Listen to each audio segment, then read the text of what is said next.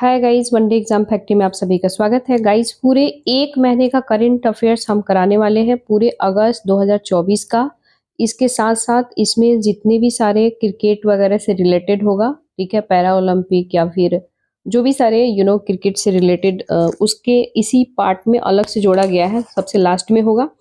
तो ज़्यादा टाइम किल नहीं करेंगे, देन क्वेश्चन स्टार्ट करते हैं। एंड कल मैं वीडियो अपलोड नहीं करी बिकॉज उसके लिए सॉरी फॉर दैट, ठीक है, क्योंकि मेरी तबीयत भी ठीक नहीं थी, प्लस मेरी एग्ज़ाम होने वाली है, तो उसके लिए भी हम थोड़ा बाहर जाने वाले हैं। तो इसलिए क्या है ना कि बीच-बीच में थोड़ी-सी मैं कोशिश करूँगी, वैसे तो वीडियो रात में रिकॉर्ड करते हैं, मैं पूरा कोशिश करूँगी टाइम पे अपलोड करूँ, ठीक है? तो चलिए ज़्यादा टाइम किल नहीं करेंगे क्योंकि बीपीएससी का आप लोग का समय बहुत कम बचा हुआ है, तो टाइम किल नहीं करेंगे। देखो क्वेश्चन कह रहा है कि इंडो पैसिफिक की इकोनॉमिक फ्रेमवर्क के बारे में निम्नलिखित कथनों पर विचार कीजिए। कह रहा है इंडो पैसिफिक इकोनॉमिक फ्रेमवर्क जो है, इसकी भागीदारी ने आपूर्ति श्रृंखला लचीलेपन पर आईपीईएफ के समझौते के तहत 3 निकाय स्थापित किए हैं। ये बिल्कुल सही है।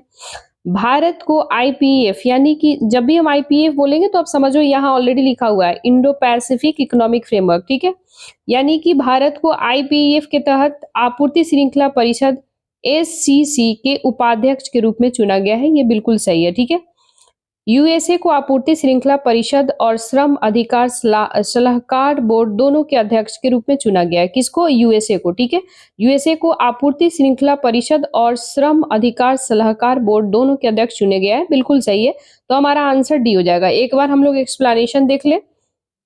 देखो यहाँ ऑलरेडी एक्सप्लेनेशन दिया हुआ है। कह रहा है कि भारत और 13 अन्य आईपीएफ भागीदारी ने आपूर्ति श्रृंखला लचीलेपन पर आईपीएफ के समझौते के तहत 3 निकाय स्थापित किए गए हैं, निर्वाचित अध्यक्ष और उपाध्यक्ष, ठीक है। आपूर्ति श्रृंखला परिषद यूएसए अध्यक्ष, भारत उपाध्यक्ष और संकट प्रतिक्रिया नेटवर्क कोरिया गणराज्य अध्यक्ष और जापान को उपाध्यक्ष बनाया गया, ठीक है। श्रम अधिकार सलाहकार बोर्ड की बातें करें तो यूएसए जो है अध्यक्ष और फिजी उपाध्यक्ष बनाया गया, ठीक है। आईपीईएफ को 23 मई 2022 को टोक्यो में लॉन्च किया गया था। कब लॉन्च किया गया था? टोक्यो में, ठीक है। ये जापान की राजधानी है, ठीक है। इसके सदस्य Australia, Brunei, Fiji, Bharat, Indonesia, Japan, Korea, Malaysia, New Zealand, Philippines, Singapore, Thailand, Vietnam और अमेरिका है, ठीक है। तो आप सभी को इतने सारे कंट्री का नाम याद रखना है, ठीक है। नेक्स्ट क्वेश्चन हम लोग देखते हैं। क्वेश्चन कह रहा है अभ्यास तरंग शक्ति 2024 भारत का पहला बहुराष्ट्रीय हवाई अभ्यास 2 चरणों में आयोजित किया गया है।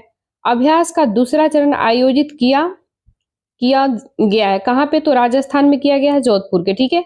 नेक्स्ट क्वेश्चन कह रहा है, क्वेश्चन है भारत के प्राकृतिक गैस उत्पादन और लक्ष्यों के बारे में निम्नलिखित कथनों पर विचार कीजिए। 2020 से 21 में भारत का गैस उत्पादन 28.7 बीएसएम यानी कि बिलियन क्यूबिक मीटर था, जो कि 2023-24 में बढ़ करके 36.43 बीएसएम हो गया था। 2026 तक भारत का गैस उत्पादन 45.3 बीएसएम तक पहुंचने का अनुमान है, यानी कि बिलियन क्यूबिक मीटर, ठीक है। भारत का लक्ष्य 2030 तक अपने ऊर्जा मिश्रण में प्राकृतिक गैस हिस्सेदारी 6.7 यानी कि 6.7 से बढ़कर के 15% हो गया है, यानी 6.7 से बढ़कर के कितना परसेंट हो गया है? सॉरी, करना है बढ़ा करके 15% करना है, ठीक है। तो कौन सा सही है? तो इसमें तीनों सही हो जाएगा, ठीक है। इसका एक्सप्लेनेशन हम लोग देख लेते हैं, साथ साथ दोनों कवर करते चलेंगे जिससे बेटर होगा। यहाँ नहीं दिया हुआ है, खैर don't worry about that. Next question हम लोग देखते हैं। अंतर्राष्ट्रीय अंतरिक्ष स्टेशन मिशन 4 के लिए आगामी भारत अमेरिका मिशन के लिए इसरो के द्वारा प्रमुख अंतरिक्ष यात्री के रूप में किसे चुना गया है? तो ये चुना गया है शुभांशु शुक्ला, ऑप्शन सी हो जाएगा। देखो, भारतीय अंतरिक्ष अनुसंधान संगठन यानी कि इसरो ने अंतरिक्ष स्टेशन मिशन यानी कि एक्जियोम मिशन 4 के लिए आगामी भारत अमेरिका मिशन के लिए भारतीय वायुसेना आईएएफ के विंग कमांडर शुभांशु शुक्ला का चयन किया गया है। ग्रुप कैप्टन प्रशांत बालकृष्णन नायर को बैकअप के रूप में चुना गया है, ठीक है। नेक्स्ट क्वेश्चन हम लोग देखते हैं। यदि अगर आप लोग को फास्ट लगे तो वीडियो स्लो करके देख लेना, ठीक है। किस संस्थान ने उन्नत डेटा प्रबंधन के लिए अभिनव वेब पोर्टल निवाहिका लॉन्च किया गया है? तो ये राष्ट्रीय प्रौद्योगिकी संस्थान कालीगढ़, ठीक है। नेक्स्ट क्वेश्चन है, किस भारतीय नौसेना जहाज ने 328वें रूसी नौसेना दिवस परेड और रूसी नौसेना जहाज सोब्राजी सोब्राजी टेलनी के साथ समुद्री साझेदारी अभ्यास में भाग लिया है? तो ये लिया है आईएनएस तबर, ऑप्शन बी हो जाएगा। ठीक है, ऑप्शन बी सही हो जाएगा। नेक्स्ट क्वेश्चन हम लोग देखते हैं। क्वेश्चन कह रहा है, बंगाल की खाड़ी बहुक्षेत्रीय तकनीकी और आर्थिक सहयोग पहल बिम्स्टेक व्यापार शिखर सम्मेलन का पहला संकट 6 से 8 अगस्त 2024 तक कहाँ आयोजित किया जाएगा? तो ये किया जाएगा नई दिल्ली में। ठीक है, नेक्स्ट क्वेश्चन है, अगस्त 2024 में केंद्र सरकार ने निम्नलिखित में से किसे मयूर अभयारण्य घोषित किया है? यानी कि मयूर मतलब मोर। ठीक है, मोर अभयारण्य घोषित किया है। तो अपन देख लेते हैं। कह रहा है कि आदि चुनचनगिरी या फिर चुलुन चुलुनुआर चुलुनुआर या फिर वीरामीमलाई या फिर बांकापुरा। तो ऑप्शन देखना है 1 2 2 3 1 4 3 4 कौन सही है? तो हमारा आंसर हो जाएगा आदि चुनचनगिरी और चुलनुआर। ठीक है, ऑप्शन 1 और 2 मिलाकर के ये और ये हो जाएगा। ठीक है, नेक्स्ट क्वेश्चन इसमें कह रहा है कि इसका एक्सप्लेनेशन में केंद्र सरकार ने कर्नाटक के, कहाँ पे? कर्नाटक के आदि चुनचुनगिरी और केरल के चुलुनुआर को मयूर अभयारण्य घोषित किया। देखो, ये इन्वायरमेंट का क्वेश्चन है और इन्वायरमेंट का जैसे ही क्वेश्चन आएगा आप लोग को इंपॉर्टेंट हो जाता है, क्योंकि क्वेश्चन आने की संभावना ज्यादा रहता है। ठीक है, नेक्स्ट क्वेश्चन हम लोग देखते हैं। क्वेश्चन कह रहा है, एस्ट्रा मार्क 1 मिसाइल से संबंधित निम्नलिखित कथनों पर विचार कीजिए। भारतीय वायुसेना ने भारत डायनेमिक्स लिमिटेड को 200 extra marks 1 air to air missile का उत्पादन करने की मंजूरी दिया है। ठीक है, इसे रूसी Su-30 और स्वदेशी LCA तेजस लड़ाकू विमान दोनों एकीकृत किया गया है। यह भारत की पहली दृश्य सीमा से परे हवा से हवा मार करने वाली मिसाइल है, जिसका मारक क्षमता कितना है? 110 किलोमीटर। ठीक है, तो हमारा आंसर तीनों हो जाएगा। ठीक है, नेक्स्ट क्वेश्चन हम लोग देखते हैं। किस राज्य ने आपदा जोखिम प्रबंधन बीमा समाधान लागू करने के लिए SBI जनरल इंश्योरेंस के साथ समझौता ज्ञापन यानी कि मेमोरेंडम ऑफ अंडरस्टैंडिंग पर हस्ताक्षर किए हैं, जिससे कि वह ऐसा करने वाला भारत का पहला राज्य बन गया है? तो ये नागालैंड बन गया है, ऑप्शन बी हो जाएगा। भारत सरकार ने श्रीलंका के स्कूल में वृक्षारोपण की बुनियादी सुविधाओं के उन्नत करने के लिए अपनी अनुदान सहायता बढ़ाकर कितना कर दिया है? तो ये किया है 600 मिलियन रुपए। ऑप्शन यानी कि भारत जो है, यानी कि अनुदान राशि जो है कितना किया है? 600 मिलियन रुपए बढ़ा दिया गया। ठीक है, नेक्स्ट इसमें देख लेते हैं हम लोग। भारत सरकार ने श्रीलंका में आर्थिक संकट, यानी जब श्रीलंका में आर्थिक संकट हुआ उस समय कितना दिया गया था अनुदान राशि? 300 मिलियन बढ़ा करके अब 600 मिलियन। ठीक है, इसके बाद कह रहा है कि इस परियोजना में भारतीय अनुदान सहायता के तहत श्रीलंका सरकार के द्वारा पहचाने गए 9 बागान स्कूलों बुनियादी ढांचे के उन्नयन की परिकल्पना किया गया है।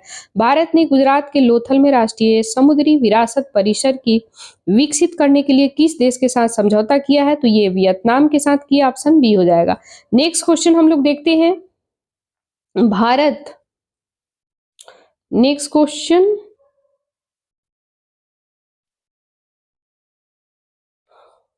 यार इसका पेन किधर गया? ये रहा। भारत सरकार ने आयुष मंत्रालय ने निम्नलिखित में से किस केंद्र के संचालन का समर्थन करने के लिए विश्व स्वास्थ्य संगठन के साथ एक दाता समझौता पर हस्ताक्षर किया है? तो WHO वैश्विक पारंपरिक चिकित्सा केंद्र। ठीक है, ऑप्शन बी हो जाएगा। ठीक है, देखो ये क्वेश्चन बहुत इंपॉर्टेंट है। लाइक बोले तो इसका सारा एक एक चीज आपका द हिंदू, इंडियन एक्सप्रेस का, PIB, ये सारे का कंपाइलेशन है, बहुत इंपॉर्टेंट है। आप सभी कोई भी एग्जाम हो, चाहे UPSC हो, BPSC हो, JPSC हो, टीचर का हो, बिहार पुलिस हो, दरोगा हो, कोई भी एग्जाम, सभी के लिए करंट अफेयर्स तो सभी में पढ़े जाते हैं ये। और BPSC जो देने वाले हैं 13 दिसंबर को, आप लोग के लिए स्पेशली कह रहे हैं कि 2-3 बार एटलीस्ट देख लेना। ये आपको इधर उधर मगजमारी करने की जरूरत नहीं है, इसमें सारे कंपाइलेशन प्रोवाइड किया गया है। ऑलरेडी मैं इसे 2-3 बार पढ़ चुकी हूँ। ठीक है, क्योंकि मैं खुद प्रिपरेशन करती हूँ। नेक्स्ट क्वेश्चन है, हाँ तो कह रहा है इसमें WHO वैश्विक पारंपरिक चिकित्सा केंद्र भारत सरकार के आयुष मंत्रालय ने जिनेवा स्विट्जरलैंड में WHO मुख्यालय है आयोजित एक हस्ताक्षर समारोह के दौरान विश्व स्वास्थ्य संगठन WHO के साथ एक दाता समझौते पर हस्ताक्षर किया है। इस समझौते के तहत भारत गणराज्य की सरकार के गुजरात के जामनगर के WHO वैश्विक पारंपरिक चिकित्सा केंद्र के संचालन का समर्थन करने के लिए 10 साल यानी कि 2022 से लेकर 2032 की अवधि में 85 मिलियन अमेरिकी डॉलर का दान करेगा। नेक्स्ट क्वेश्चन कह रहा है बांग्लादेश के राष्ट्रपति मोहम्मद शहाबुद्दीन ने नोबेल पुरस्कार विजेता मोहम्मद यूनुस को अंतरिम सरकार का प्रमुख नियुक्त किया है क्योंकि पूर्व प्रधानमंत्री शेख हसीना ने अपने शासन के खिलाफ बड़े पैमाने पर विद्रोह के बीच पद छोड़ दिया था और देश छोड़कर भाग गई। मोहम्मद यूनुस को माइक्रो क्रेडिट बाजार विकसित करने के उनके काम के लिए किस वर्ष नोबेल शांति पुरस्कार से सम्मानित किया गया है? ये सम्मानित किया गया है 2006 के लिए। ठीक है, नेक्स्ट क्वेश्चन है, कह रहा है विश्व व्यापार संगठन के द्वारा हाल ही में जारी की गई विश्व व्यापार सांख्यिकी समीक्षा नामक रिपोर्ट के अनुसार 2023 में कृषि उत्पादन में दुनिया के बड़े निर्यातक के रूप में भारत का स्थान है, तो 8वां स्थान है। ठीक है, देखो 2022 में 55 बिलियन डॉलर से 2023 में 51 बिलियन डॉलर तक गिरने के बावजूद भारत कृषि निर्यात में 8वें स्थान पर रहा है। यह गिरावट लाल सागर संकट, रूस यूक्रेन युद्ध और गेहूं और गैर बासमती चावल, चीनी पर निर्यात प्रतिबंध जैसे भू राजनीतिक कारकों के कारण हुआ था। इन प्रतिबंधों में शामिल हुई है मई 2022 में गेहूं, जुलाई 2023 में गैर बासमती चावल और अक्टूबर 2023 में चीनी। यूरोपीय संघ, अमेरिका और ब्राजील कृषि उत्पादों के शीर्ष 3 निर्यातक थे। ठीक है, भारत वैश्विक स्तर पर व्यापारिक निर्यात में 18वें और सेवा निर्यात में 7वें स्थान पर है। ठीक है, नेक्स्ट क्वेश्चन हम लोग देखते हैं। क्वेश्चन कह रहा है निम्नलिखित में से किसने समुद्री शैवाल मूल्य श्रृंखला के विकास के लिए रणनीति शीर्षक से एक रिपोर्ट प्रकाशित किया है? ये कौन सा किया हुआ है? तो नीति आयोग के द्वारा। समुद्री शैवाल की खेती जलीय कृषि का हिस्सा है। मत्स्य पालन जलीय कृषि क्षेत्र भारत के सकल घरेलू उत्पादन में 1.5% योगदान देता है। पीएम मत्स्य संपदा योजना ने 2025 तक प्रति वर्ष 1 मिलियन टन समुद्री शैवाल उत्पादन का लक्ष्य रखा था। ठीक है, रखा है। नेक्स्ट क्वेश्चन हम लोग देखते हैं। 17 नंबर क्वेश्चन कह रहा है निम्नलिखित में से, इसको थोड़ा जूम कर दें ना क्योंकि आप लोग को थोड़ा नहीं दिखेगा। देखो ये रहा क्वेश्चन, निम्नलिखित में से किसने सुराज मान्यता और रैंकिंग में फ्रेमवर्क जारी किया है? तो ये भारतीय गुणवत्ता परिषद, ऑप्शन सी हो जाएगा। कह रहा है इसमें, इसका एक्सप्लेनेशन हम लोग देख लेते हैं। QCI राज्य मान्यता और रैंकिंग फ्रेमवर्क को 4 स्तंभों के अंतर्गत वर्गीकृत किया गया है। वो 4 स्तंभ शिक्षा, स्वास्थ्य, समृद्धि और सुशासन है। ठीक है, अगस्त की रैंकिंग केवल शिक्षा, स्वास्थ्य, समृद्धि पर केंद्रित है। शिक्षा रैंकिंग में उत्तर प्रदेश पहले स्थान पर है। स्वास्थ्य श्रेणी में छत्तीसगढ़, कर्नाटक, केरल, राजस्थान, मिजोरम और मणिपुर आयुष्मान आरोग्य योजना में पूर्ण प्रमाणन के साथ आगे है। जबकि Tamil Nadu, Maharashtra medical entry level testing lab ranking में सबसे आगे है। समुद्री श्रेणी में गुजरात, कर्नाटक, राजस्थान सबसे अधिक है। JDD प्रमाणन के साथ अग्रणी MSME प्रतिस्पर्धी LEN योजना के लिए महाराष्ट्र और बिहार शीर्ष प्रदर्शन करता है। ठीक है, नेक्स्ट क्वेश्चन हम लोग देखते हैं। क्वेश्चन कह रहा है भारत सरकार ने देश के 8 राज्यों के 100 शहरों में ठोस अपशिष्ट प्रबंधन और स्वच्छता में सुधार के लिए निम्नलिखित में से किसके साथ 200 मिलियन अमेरिकी डॉलर ऋण पर हस्ताक्षर किया है? तो ये एशियाई विकास बैंक है, ADBI। ठीक है, ऑप्शन बी हो जाएगा। नेक्स्ट क्वेश्चन है, कह रहा है इसमें मिलान करना है, तो अपन मिलान कर लेते हैं। ठीक है, ई साक्ष्य जो है ये हो जाएगा साक्ष्य सर्वर पर संग्रहित गवाही और साक्ष्य हो जाएगा। न्याय सेतु जो है, ये न्याय सेतु पुलिस, चिकित्सा, फॉरेंसिक अभियान और जेलों को जोड़ने वाला डैशबोर्ड है। न्याय सुरुचि जो हो जाएगा, ये हो जाएगा वीडियो कॉन्फ्रेंसिंग के माध्यम से गवाहों के लिए न्यायालय की सुनवाई करना। और ई समन हो जाएगा, ये अपन एक ही ऑप्शन बचता है, न्यायालय में पुलिस और संबंधित व्यक्ति को इलेक्ट्रॉनिक रूप से भेजे गए समन। ठीक है, नेक्स्ट क्वेश्चन हम लोग देखते हैं। देखो यहाँ एक्सप्लेनेशन भी दिया हुआ ऑलरेडी।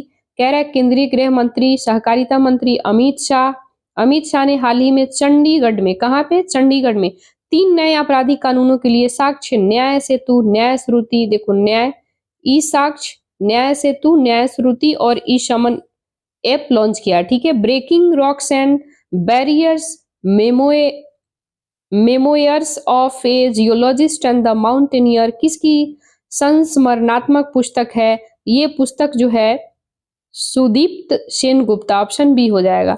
नेक्स्ट क्वेश्चन हम लोग देखते हैं। ये रहा नेक्स्ट क्वेश्चन।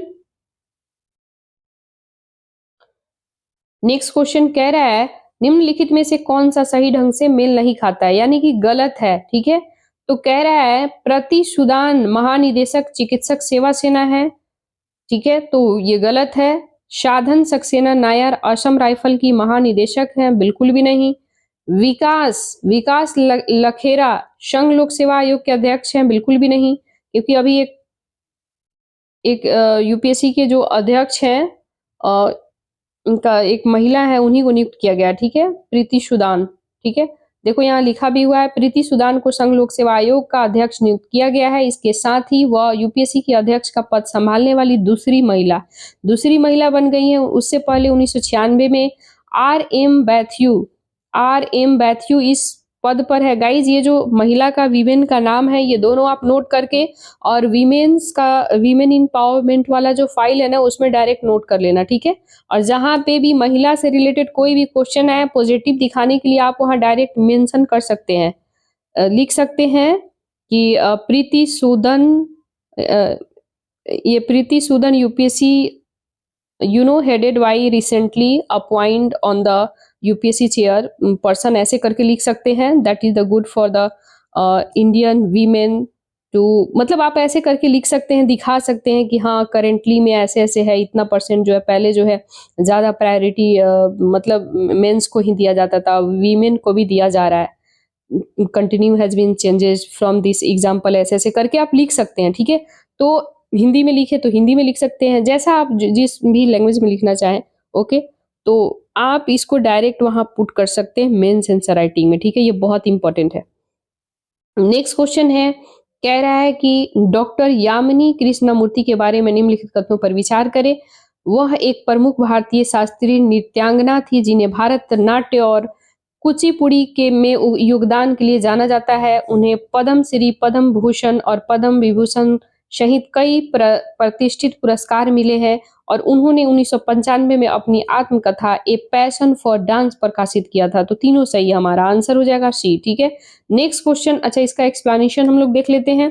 प्रसिद्ध भारतीय शास्त्रीय नृत्यांगना डॉक्टर यामिनी कृष्णमूर्ति 83 वर्ष की आयु में नई दिल्ली में निधन हो गया है। उन्होंने भारत नाट्य और कुचिपुड़ी में उन्हें योगदान के लिए जाना जाता है। ये भी आप मेन जो आपको पॉइंट लगे आप डायरेक्ट मेंस के लिए एक फाइल बनाइए और वहां पे आप नोट कर सकते हैं। हम तो ऐसे ही करते हैं, जहां भी मेंस आंसर राइटिंग होता है हम लोग डायरेक्ट वहां से कॉपी पेस्ट कर देते हैं। जो जो इंपॉर्टेंट लगा, द हिंदू में कोई आर्टिकल पढ़ रहे हैं, अच्छा डेटा दे रहा है, डायरेक्ट वैसे ही नोट बनाया जाता है। देखो, प्रसिद्ध भारतीय शास्त्रीय नृत्यांगना डॉक्टर यामिनी कृष्णमूर्ति का 83 वर्ष की आयु में नई दिल्ली में निधन हो गया है।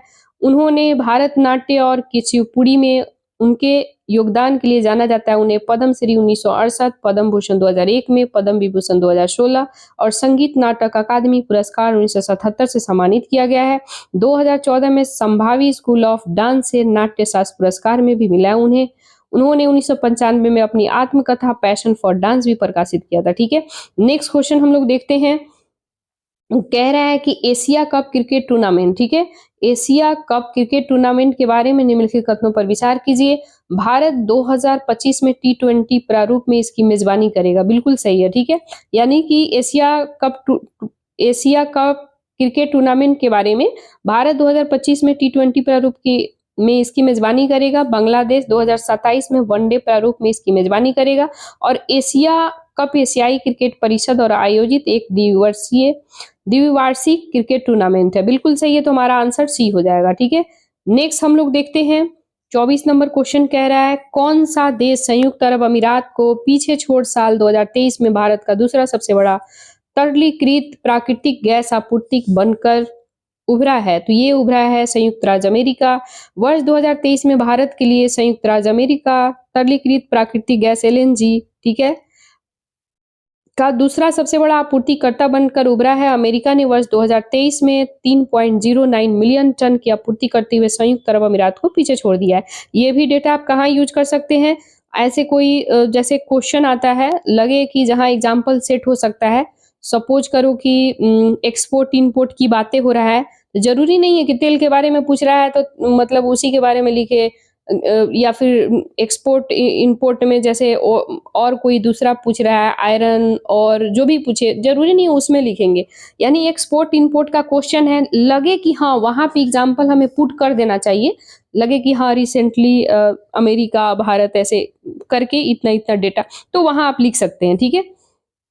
नेक्स्ट क्वेश्चन है, हमास के किस शीर्ष नेता की तेहरान में हत्या कर दिया गया है, जहां वह ईरान जहां वह ईरान के नवनिर्वाचित राष्ट्रपति मसूद पेजेशकिशियन के शपथ समारोह में भाग ले रहे थे। तो ये हैं इस्माइल हैनिये, ठीक है।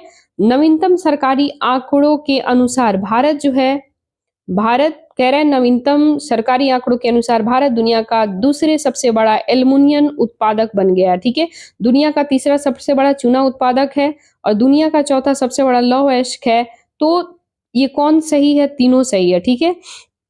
निम्नलिखित में से किस संस्थान ने विश्व विकास रिपोर्ट 2024 मध्य आय जाल शीर्षक से रिपोर्ट जारी किया है? तो ये विश्व बैंक, वर्ल्ड बैंक हो जाएगा, हमारा आंसर डी हो जाएगा।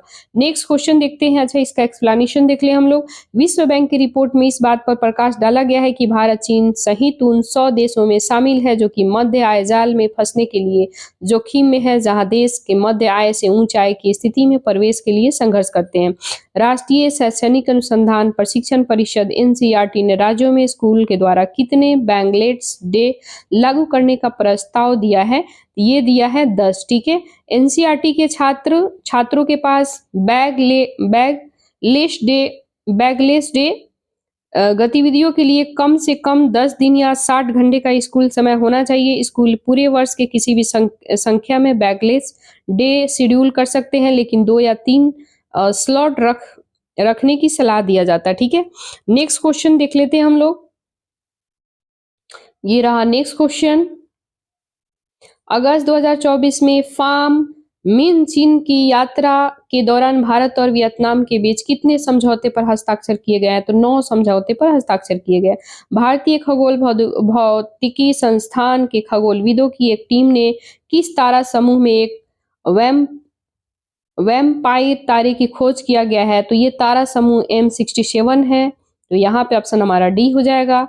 देखो, भारतीय यहाँ एक्सप्लेनेशन है, भारतीय खगोल भौतिकी संस्थान ने तारा समूह में M67 में एक वैम्पायर तारा खोजा गया है जो कि कर्क राशि स्थित है।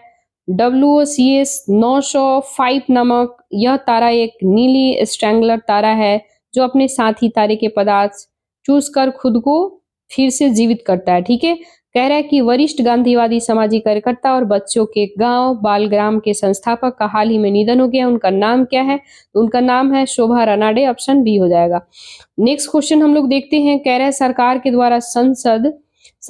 द्वारा संसद को दिए गए हाल ही के आंकड़ों के अनुसार भारत का वर्तमान डॉक्टर मरीज अनुपात है।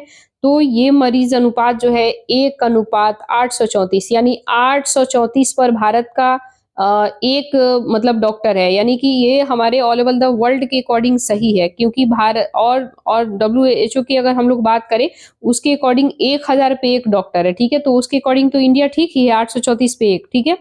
हाल ही में समाचारों में उल्लेखित दुनिया के सबसे बड़े हिमखंड का नाम क्या है?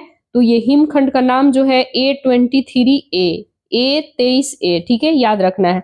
1986 में देखो एक्सप्लेनेशन कह रहा है, 1986 में A23A अंटार्कटिका में फिल्चनर रोन आइस शेल्फ में अलग हो गया और लगभग तुरंत ही वेडेल सागर की तलहटी में फंस गया था, ठीक है। क्वेश्चन कह रहा है, अगस्त 2024 में अनुसूचित जनजाति ST को आरक्षण प्रदान करने के लिए संसद में एक विधेयक पेश किया गया है। तो ये कौन सा विधानसभा है? गोवा विधानसभा है, ऑप्शन सी हो जाएगा। नेक्स्ट क्वेश्चन हम लोग देखते हैं। हाल ही में अमेरिकी भूवैज्ञानिक सर्वेक्षण ने चंद्रमा के दक्षिणी ध्रुव पर एक क्रेटर का नाम माउंट एवरेस्ट चढ़ने वाला पहली नेपाली महिला का नाम रखा गया। उसका नाम क्या है? उसका नाम जो है पासंग लहामू शेरपा, ऑप्शन बी हो जाएगा। किस राज्य सरकार ने गुरु घासीदास राष्ट्रीय उद्यान तमोर पिंगला वन्यजीव अभ्यारण्य के क्षेत्रों में कवर करते हुए एक नया बाघ अभ्यारण्य घोषित किया गया है? ये छत्तीसगढ़ हो जाएगा, ठीक है। नेक्स्ट क्वेश्चन हम लोग देखते हैं। क्वेश्चन कह रहा है, नवीन और नवीकरणीय ऊर्जा मंत्रालय के द्वारा प्रदान की गई नवीनतम जानकारी के अनुसार स्थापित नवीकरणीय ऊर्जा क्षमता में भारत विश्व स्तर पर क्या स्थान है? तो चौथा स्थान है, ऑप्शन बी हो जाएगा। कह रहा है भारत की स्थापित नवीकरणीय ऊर्जा क्षमता में 2014 में 76.38 गीगावाट से बढ़ करके 2024 में 203 हो गया। देखो 76 से डायरेक्ट छलांग लगाया तो 203.1 हो गया गीगावाट। और भारत नवीकरणीय ऊर्जा क्षमता विश्व स्तर पर वर्ल्ड में हम लोग चौथे नंबर पे हैं। पवन ऊर्जा के मामले में भारत की जो क्षमता है पवन ऊर्जा में 46.65 गीगावाट क्षमता से चौथा नंबर पे है, ठीक है। और सौर फोटोवोल्विक ऊर्जा में 85.47 गीगावाट में पांचवा स्थान है हम लोग, ठीक है, यानी वर्ल्ड में। भारत ने पहली बार गैर जीवाश्म ईंधन स्रोतों में 200 गीगावाट क्षमता को पार किया है, ठीक है। नेक्स्ट क्वेश्चन हम लोग देखते हैं, भारत का पर्वत प्रहार सैन्य अभ्यास कहाँ आयोजित किया गया था? ये लद्दाख में किया गया है, ऑप्शन हमारा सी हो जाएगा। हाल ही में रामसर साइट घोषणा के संबंध में निम्नलिखित में से कौन सा कथन सही है? तो कह रहा है इसमें तमिलनाडु में स्थित नंजरायन पक्षी अभ्यारण्य और कांजूवेली पक्षी अभ्यारण्य को 2024 में रामसर साइट घोषित किया गया है, बिल्कुल सही है। महाराष्ट्र में स्थित तवा जलाशय कह रहा है कि महाराष्ट्र में स्थित तवा जलाशय भारत का 25वां रामसर साइट है, तो महाराष्ट्र में नहीं हो जाएगा, ये एमपी में हो जाएगा, ठीक है। नेक्स्ट क्वेश्चन हम लोग देखते हैं, ये रहा नेक्स्ट क्वेश्चन 40 नंबर। बारामुल्ला में 10,000 युवतियों के द्वारा किया गया कौन सा पारंपरिक कश्मीरी लोक नृत्य कसूर रिवाज सांस्कृतिक उत्सव में विश्व रिकॉर्ड स्थापित किया गया है? तो ये रॉफ है, ऑप्शन सी हो जाएगा। सिक्किम के मुख्यमंत्री प्रेम सिंह तमांग ने किस नदी पर 300 फुट लंबे बेली सस्पेंशन ब्रिज, जिसे इंद्रानी ब्रिज के नाम से जाना जाता है, तो ये तीस्ता है, ठीक है, तीस्ता नदी पे, ठीक है। नेक्स्ट क्वेश्चन है, किस संगठन ने पर्यावरण परिस्थिति की आवश्यकता को संबोधित करने वाले मानकों को विकसित करने के लिए पर्यावरण और परिस्थितिकी विभाग स्थापना किया है? ये हो जाएगा भारतीय मानक ब्यूरो, यानी कि ऑप्शन सी हो जाएगा। नेक्स्ट क्वेश्चन कह रहा है कि किस राज्य सरकार ने पात्र महिलाओं को मासिक विजाफा प्रदान करते हुए मुख्यमंत्री माझी लकड़ी बहन योजना शुरू किया है? तो ये महाराष्ट्र शुरू किया, ऑप्शन बी हो जाएगा। किस राज्य सरकार ने मानव हाथी संघर्ष को कम करने के लिए सभी प्रमुख संघर्ष क्षेत्रों में 8 विशेष हाथी टास्क फोर्स स्थापित करने की घोषणा किया है? ये कर्नाटक, ठीक है। नेक्स्ट क्वेश्चन हम लोग देखते हैं, देखो यहाँ ऑलरेडी लिखा हुआ है, कर्नाटक भारत में हाथियों की सबसे अधिक आबादी वाला राज्य है, जहां 6395 हाथी है। एनटीपीसी लिमिटेड भारत का सबसे बड़ा ग्रीन हाइड्रोजन उत्पादन केंद्र में किस राज्य में विकसित कर रहा है? तो आंध्र प्रदेश, ठीक है। नेक्स्ट क्वेश्चन हम लोग देखते हैं, ये रहा नेक्स्ट क्वेश्चन, किस राज्य सरकार ने वैनगंगा नलगंगा नदी जोड़नी परियोजना को मंजूरी दिया है? तो महाराष्ट्र हो जाएगा। राष्ट्रीय विज्ञान पुरस्कार 2024 के तहत निम्नलिखित में से किसे विज्ञान टीम पुरस्कार से सम्मानित किया गया है? तो चंद्रयान 3 टीम, ठीक है, ऑप्शन 1 हो जाएगा। नेक्स्ट क्वेश्चन है, देखो यहाँ हम लोग देख लेते हैं एक्सप्लेनेशन। चंद्रयान 3 टीम में क्या कह रहा है, राष्ट्रीय विज्ञान पुरस्कार 4 अलग अलग श्रेणियों में प्रदान किया जाता है। पहला है विज्ञान रत्न पुरस्कार, दूसरा है विज्ञान श्री पुरस्कार, विज्ञान युवा शांति स्वरूप भटनागर पुरस्कार, और चौथा कह रहा है विज्ञान टीम पुरस्कार, जिसमें विज्ञान रत्न जी पद्मनाभन को मलेरिया पर परजीवियों पर उनके काम के लिए सम्मानित किया गया है। वे भारतीय विज्ञान संस्था के पूर्व निदेशक है, और विज्ञान टीम चंद्रयान 3 टीम को मिला है, ठीक है।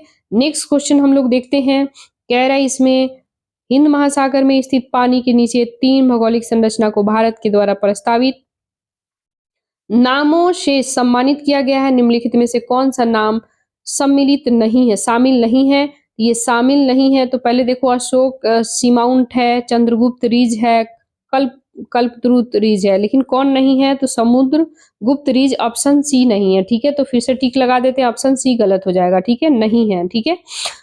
एक्सप्लेनेशन देखते हैं, भारत ने हिंद महासागर, कहाँ पे? हिंद महासागर में पानी के नीचे 3 भौगोलिक विशेषताओं के लिए सफलतापूर्वक नाम प्रस्तावित किया है। इनमें से 2 अशोक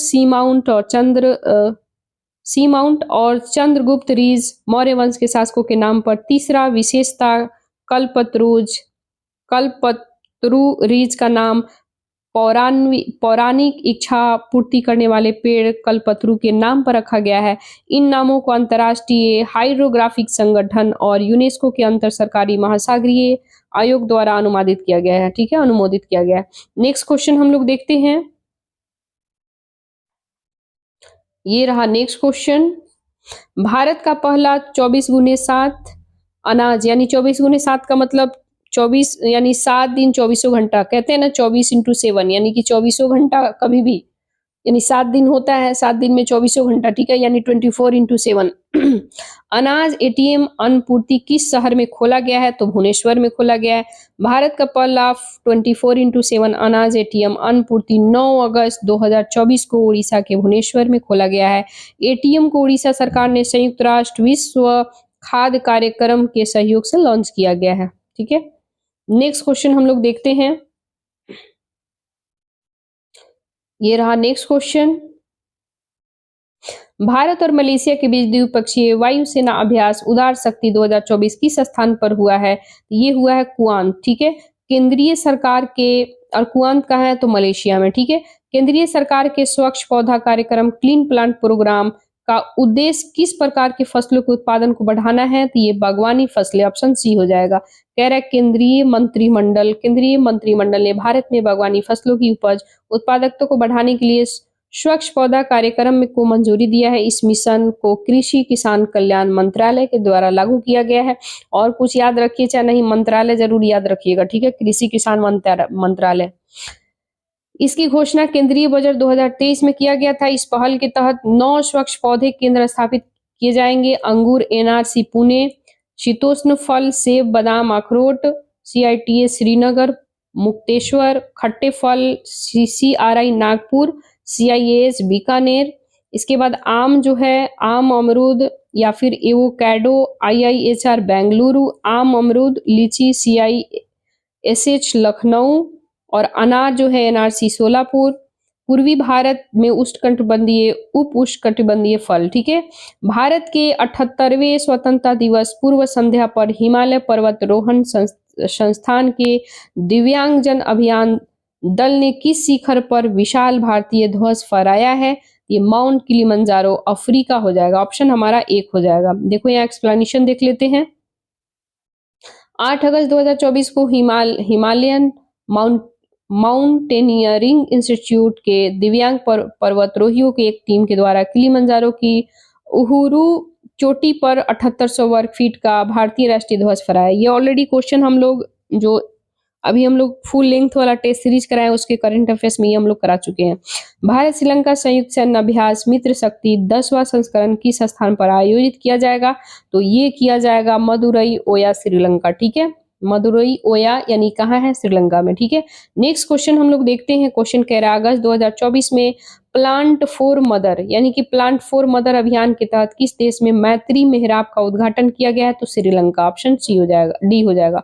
नेक्स्ट क्वेश्चन हम लोग देखते हैं। किस देश के संवैधानिक न्यायालय ने नैतिक मानकों का उल्लंघन करने के लिए प्रधानमंत्री को बर्खास्त कर दिया है? तो थाईलैंड। ठीक है, थाईलैंड के संवैधानिक न्यायालय ने प्रधानमंत्री थीथा थावेसिन को नैतिक उल्लंघन का दोषी पाते हुए पद से बर्खास्त कर दिया है। किस महासागर में वैज्ञानिकों ने समुद्री ड्रिलिंग पोत का उपयोग करके पृथ्वी में मेंटल से चट्टान में अब तक का सबसे गहरा छेद खोदा गया है? तो ये अटलांटिक सागर हो जाएगा। ठीक है, नेक्स्ट क्वेश्चन देखते हैं हम लोग। कह रहा है इसमें वैज्ञानिकों ने, इसी का एक्सप्लेनेशन है, वैज्ञानिकों ने आउटलिस मैसिव के पास उत्तरी अटलांटिक महासागर में पृथ्वी के मेंटल में अब तक का सबसे गहरा छेद किया गया है जो 1268 मीटर गहरा है। जीआई टैग वाले पुरंदर अंजीर से बना भारत का पहला रेडी टू ड्रिंक अंजीर जूस किस देश को निर्यात किया गया है? तो ये पोलैंड को किया गया। ऑप्शन डी हो जाएगा। इसके बाद कह रहा है कि बुद्धदेव भट्टाचार्य जिनका हाल ही में निधन हो गया, पश्चिम बंगाल के मुख्यमंत्री रहे। तो ये कब से कब तक रहे? 2000 से लेकर 2011 तक रहे। ठीक है, देखो यहाँ ऑलरेडी है बुद्धदेव भट्टाचार्य 1944 से 2024, यानी 1944 में इनकी जन्म हुआ था, 2024 में इनका डेथ हो गया है। ज्योति बसु के बाद, यानी कि ज्योति बसु जो वहाँ के मुख्यमंत्री, उसके बाद 2000 में पश्चिम बंगाल के मुख्यमंत्री बने। उन्होंने 2001 से लेकर 2006 के चुनाव में सीपीआईएम के नेतृत्व वाले मोर्चे को जीत दिलाई और 2011 तक मुख्यमंत्री रहे। इसके बाद ममता बनर्जी तृणमूल कांग्रेस के वाम मोर्चा में 34 साल से शासन को समाप्त करके, इनके जो शासनकाल का पीरियड था 34 साल था, जिनको समाप्त करने के बाद ममता बनर्जी अभी तक वर्तमान तक मुख्यमंत्री है वेस्ट बंगाल का। ठीक है, किस राज्य ने वन अधिकारी अधिनियम FRA 2006 के तहत जुआंग जनजाति को आवास अधिकार प्रदान किया है? तो उड़ीसा हो जाएगा, ऑप्शन 1 हो जाएगा। गाइज ये बहुत MVVI कर लो, मोस्ट वेरी वेरी इंपॉर्टेंट, क्योंकि ये क्वेश्चन आने की संभावना है। जहां भी याद रखना इन्वायरमेंट एरिया और खासकर जनजाति जो होता है ना, ट्राइब एरिया, ठीक है, तो ये ट्राइब और ये इन्वायरमेंट, ये बहुत ज्यादा मतलब यूपीएससी बीपीएससी जो भी स्टेट पीसीसी सबका फेवरेट होता है। ठीक है, नेक्स्ट क्वेश्चन हम लोग देखते हैं। अच्छा, इसका एक्सप्लेनेशन देख लेते हैं।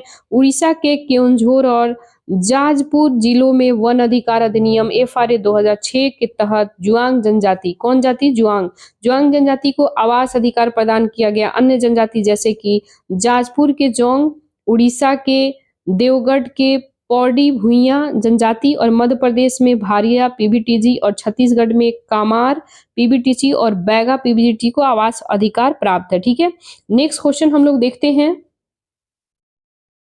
ये रहा नेक्स्ट क्वेश्चन। 1947 में फहराया गया भारत का एकमात्र बचा हुआ झंडा किस जगह प्रदर्शित किया गया है? ये फोर्ट सेंट जॉर्ज संग्रहालय चेन्नई में। ठीक है, फोर्ट सेंट जॉर्ज संग्रहालय चेन्नई, यानी फोर्ट सेंट जॉर्ज संग्रहालय चेन्नई 12 फीट लंबा और 8 फीट चौड़ा राष्ट्रीय ध्वज 15 अगस्त 1947 को फहराया गया पहले झंडों में से एक है। ठीक है, भारत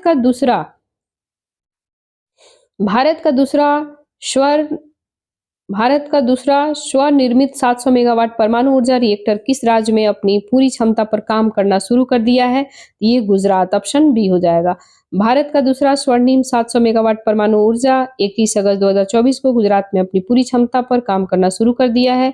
रिएक्टर काकरापार परमाणु ऊर्जा स्टेशन में स्थित है। काकरापार ये गुजरात में है। ठीक है, नेक्स्ट क्वेश्चन हम लोग देखते हैं। क्वेश्चन कह रहा है दुनिया की सबसे बुजुर्ग जीवित व्यक्ति मारिया ब्रानयास मोरेरा, याद रखना है, मारिया ब्रानयास मोरेरा।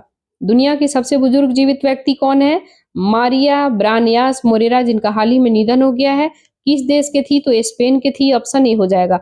अब ये देखो कितनी वर्ष के थी, तो ये 117, यानी कि कह रहा है दुनिया के सबसे बुजुर्ग व्यक्ति स्पेन की मारिया ब्रेनयास मोरेरा जो है 117 वर्ष की थी। इसके पहले भी एक महिला है जो 118 वर्ष की है, ये सेकंड महिला है, यहाँ ऑलरेडी मेंशन है। देखो कह रहा है कि 117 वर्ष की आयु में निधन हो गया। गिनीज वर्ल्ड रिकॉर्ड ने जनवरी 2023 में 118 वर्ष की आयु में फ्रांसीसी नल ल्यूसिल रैंडन की मृत्यु के बाद आधिकारिक तौर पर ब्रानयास को दुनिया के सबसे बुजुर्ग व्यक्ति के रूप में मान्यता दिया है। ब्रानयास की मृत्यु के बाद दुनिया का सबसे बुजुर्ग जीवित व्यक्ति जापान का टोमिको इटुका है, जिनका जन्म 23 मई 1908 को हुआ था और वे 16 वर्ष की हैं। ठीक है, नेक्स्ट क्वेश्चन है, हाल ही में किस राज्य में 2 वर्षीय बच्चों के वैक्सीन व्युत्पन्न पोलियो से संक्रमित होने में सूचना मिली है? तो ये मेघालय हो जाएगा, ऑप्शन सी हो जाएगा।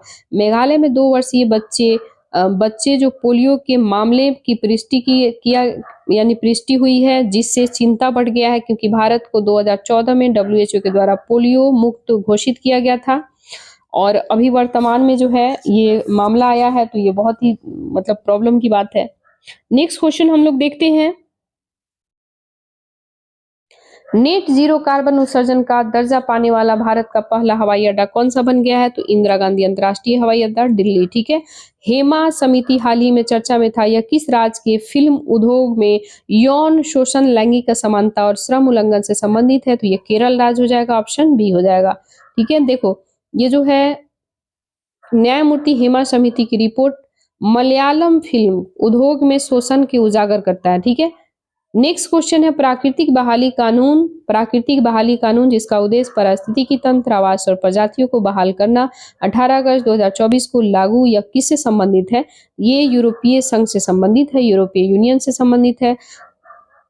तिरुपति में क्षेत्रीय कृषि अनुसंधान केंद्र RARS द्वारा विकसित एक किस्म कोनार किस फसल से संबंधित है? ये मूंगफली से संबंधित है। फिर से मैं क्वेश्चन रिपीट करूं, तिरुपति में क्षेत्रीय कृषि अनुसंधान केंद्र, ठीक है, द्वारा विकसित एक किस्म कोनार किस फसल से संबंधित है? तो मूंगफली से संबंधित है। ठीक है, देखो यहाँ एक्सप्लेनेशन है, कोणार्क तिरुपति में क्षेत्रीय कृषि अनुसंधान द्वारा विकसित एक मूंगफली की किस्म है। कोणार्क को खरीफ सीजन में खेती के लिए पहचाना जाता है, जिसकी उपज क्षमता 25 क्विंटल प्रति हेक्टेयर है, जिसमें 70 से लेकर 75% सेलिंग टर्न, 49% कर्नेल ऑयल की मात्रा है। नवीनतम खाद और पेय 2024 कह रहा है कि नवीनतम खाद पेय 2024 रिपोर्ट के अनुसार किस ब्रांड को दुनिया का सबसे मजबूत खाद्य ब्रांड दर्जा किया गया? तो अमूल को।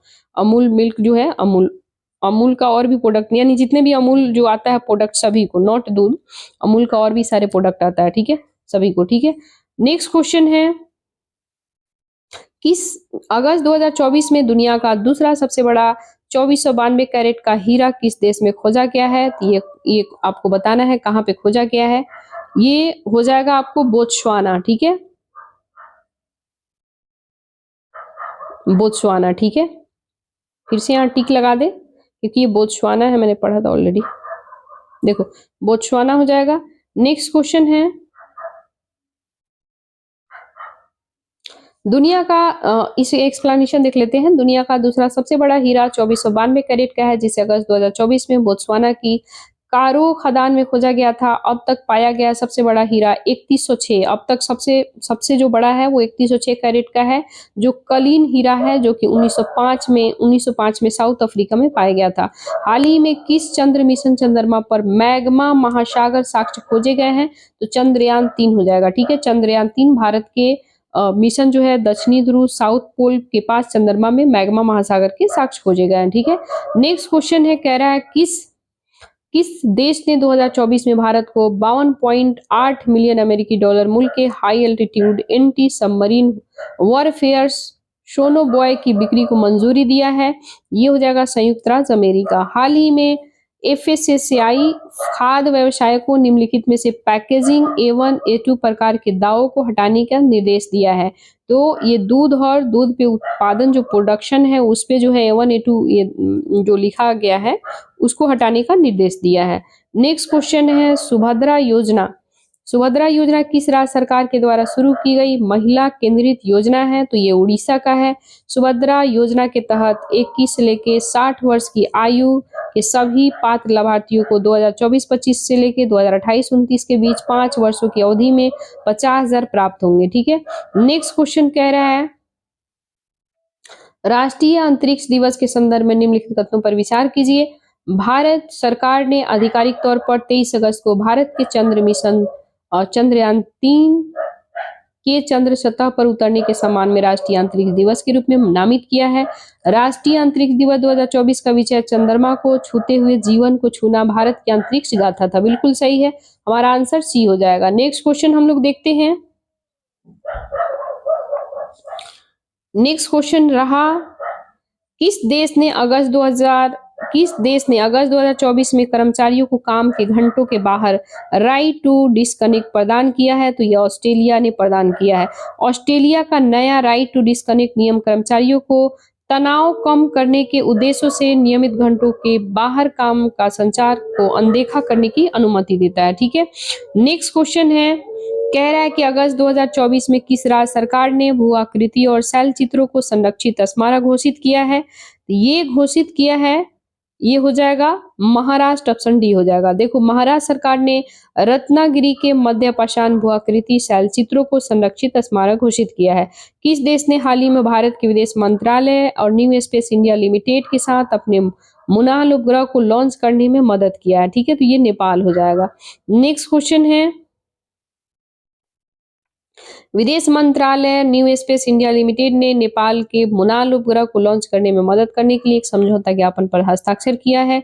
उपग्रह को जल्द ही NSIL के ध्रुवीय उपग्रह प्रक्षेपण यान PSLV को लॉन्च किया जाने की उम्मीद है। ठीक है, भारत ने अडू को क्षेत्रीय केंद्र के रूप में विकसित करने के लिए अडू रिक्लेमेशन और शोर प्रोटेक्शन प्रोजेक्ट पर किस देश के साथ भागीदारी किया है?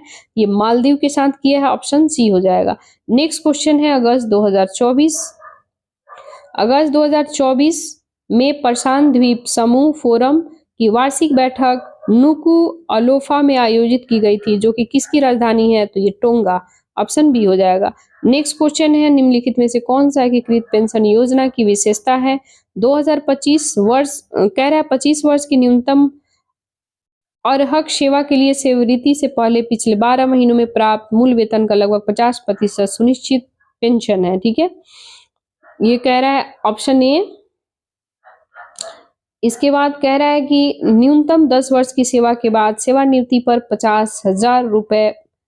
5,000 रुपए प्रति माह न्यूनतम पेंशन मिलेगी। तो कौन सा सही है? तो हमारा केवल व केवल एक सही है, ये हमारा गलत हो जाएगा। ये जो हमने पढ़ा है इसका नीचे करके देख लेते हैं। देखो ये रहा, इसमें केवल एक सही है। 25 वर्ष की न्यूनतम अर्हक सेवा के लिए सेवानिवृत्ति से पहले पिछले 12 महीने में प्राप्त, यानी कि जो भी पिछले 12 महीने में जो वेतन अगर उसको मिलता होगा उसका 50% सुनिश्चित पेंशन मिलेगा। ठीक है,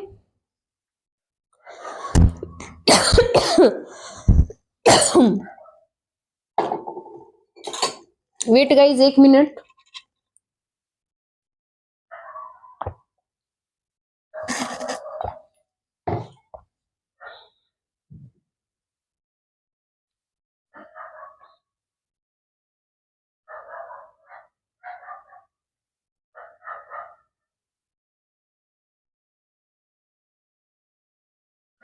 सॉरी फॉर दैट गाइज, थोड़ा पानी पी रहे थे। देखो तो आगे हम लोग क्वेश्चन देख लेते हैं। तो इसमें कह रहा है कौन सा सही है? तो केवल एक सही है, ऑप्शन ए। ठीक है, इसका हम लोग पढ़ लेते हैं थोड़ा एक्सप्लेनेशन। देखो कह रहा है कि सुनिश्चित पेंशन यानी कि 25 वर्ष की न्यूनतम अर्हक सेवा के लिए सेवानिवृत्ति से पहले पिछले 12 महीनों में प्राप्त औसत मूल वेतन का 50% मुआवजा न्यूनतम 10 वर्ष की सेवा की अवधि के अनुरूप है। ठीक है, सुनिश्चित पारिवारिक पेंशन मृत्यु से ठीक पहले कर्मचारी की पेंशन 60%। ठीक है, सुनिश्चित न्यूनतम पेंशन अगर 10 वर्ष की सेवा के बाद सेवानिवृत्ति में 10,000 रुपए प्रति माह मिलेगा, अगर 10 वर्ष कोई करता है तो। ठीक है, सुनिश्चित पेंशन, सुनिश्चित पारिवारिक पेंशन और सुनिश्चित न्यूनतम पेंशन के लिए मुद्रास्फीति सूचकांक, महंगाई राहत, औद्योगिक श्रमिकों के लिए अखिल भारतीय उपभोक्ता मूल्य सूचकांक पर आधारित है, जैसा कि सेवा कार्मिकों के मामले में। ठीक है, कह रहा है कि सेवा के प्रत्येक पूर्ण 6 महीने के लिए सेवानिवृत्ति की तिथि के अनुसार मासिक आय वेतन प्लस DA का 1/, यानी कि 10 भाग का 1वां हिस्सा ग्रेच्युइटी के अतिरिक्त एक मुश्त भुगतान किया जाता है। नेक्स्ट क्वेश्चन है, भारत में विदेशी परिसरों की स्थापना के लिए विश्वविद्यालय अनुदान आयोग के UGC यानी कि यूनिवर्सिटी ग्रांट कमीशन के नियमों के तहत किस विश्वविद्यालय को केंद्र सरकार से पहला आशय पत्र प्राप्त हुआ है?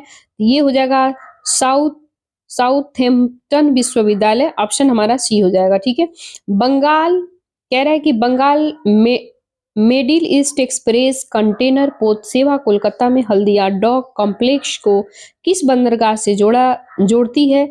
ये जेबेल अली बंदरगाह जेबेल अली पोर्ट से जोड़ती है। Bengal middle east express container पोत सेवा कोलकाता में हल्दिया डॉक कॉम्प्लेक्स संयुक्त अरब अमीरात UAE में जेबेल अली बंदरगाह को जोड़ती है। उद्घाटन पोत योंग यू 6 सितंबर 2024 को हल्दिया डॉक कॉम्प्लेक्स में पहुंचा था। ठीक है, नेक्स्ट क्वेश्चन कह रहा है अगस्त 2024 में लॉन्च किया गया भारत का पहला स्वदेशी रूप से निर्मित प्रदूषण नियंत्रण पोर्ट समुद्र प्रताप किस शिपयार्ड द्वारा बनाया गया है? तो ये गोवा शिपयार्ड लिमिटेड द्वारा बनाया गया है। ठीक है, नेक्स्ट क्वेश्चन हम लोग देखते हैं। देखो एक्सप्लेनेशन है, कह रहा है कि भारत का पहला स्वदेशी रूप से निर्मित प्रदूषण नियंत्रण पोत समुद्र प्रताप 29 अगस्त 2024 को गोवा में लॉन्च किया गया। यह पोत गोवा शिपयार्ड लिमिटेड द्वारा भारतीय तटरक्षक बल के लिए बनाया गया। इसे भारत के समुद्री तट पर तेल रिसाव को रोकने और उसका पता लगाने में मदद के लिए डिजाइन किया गया।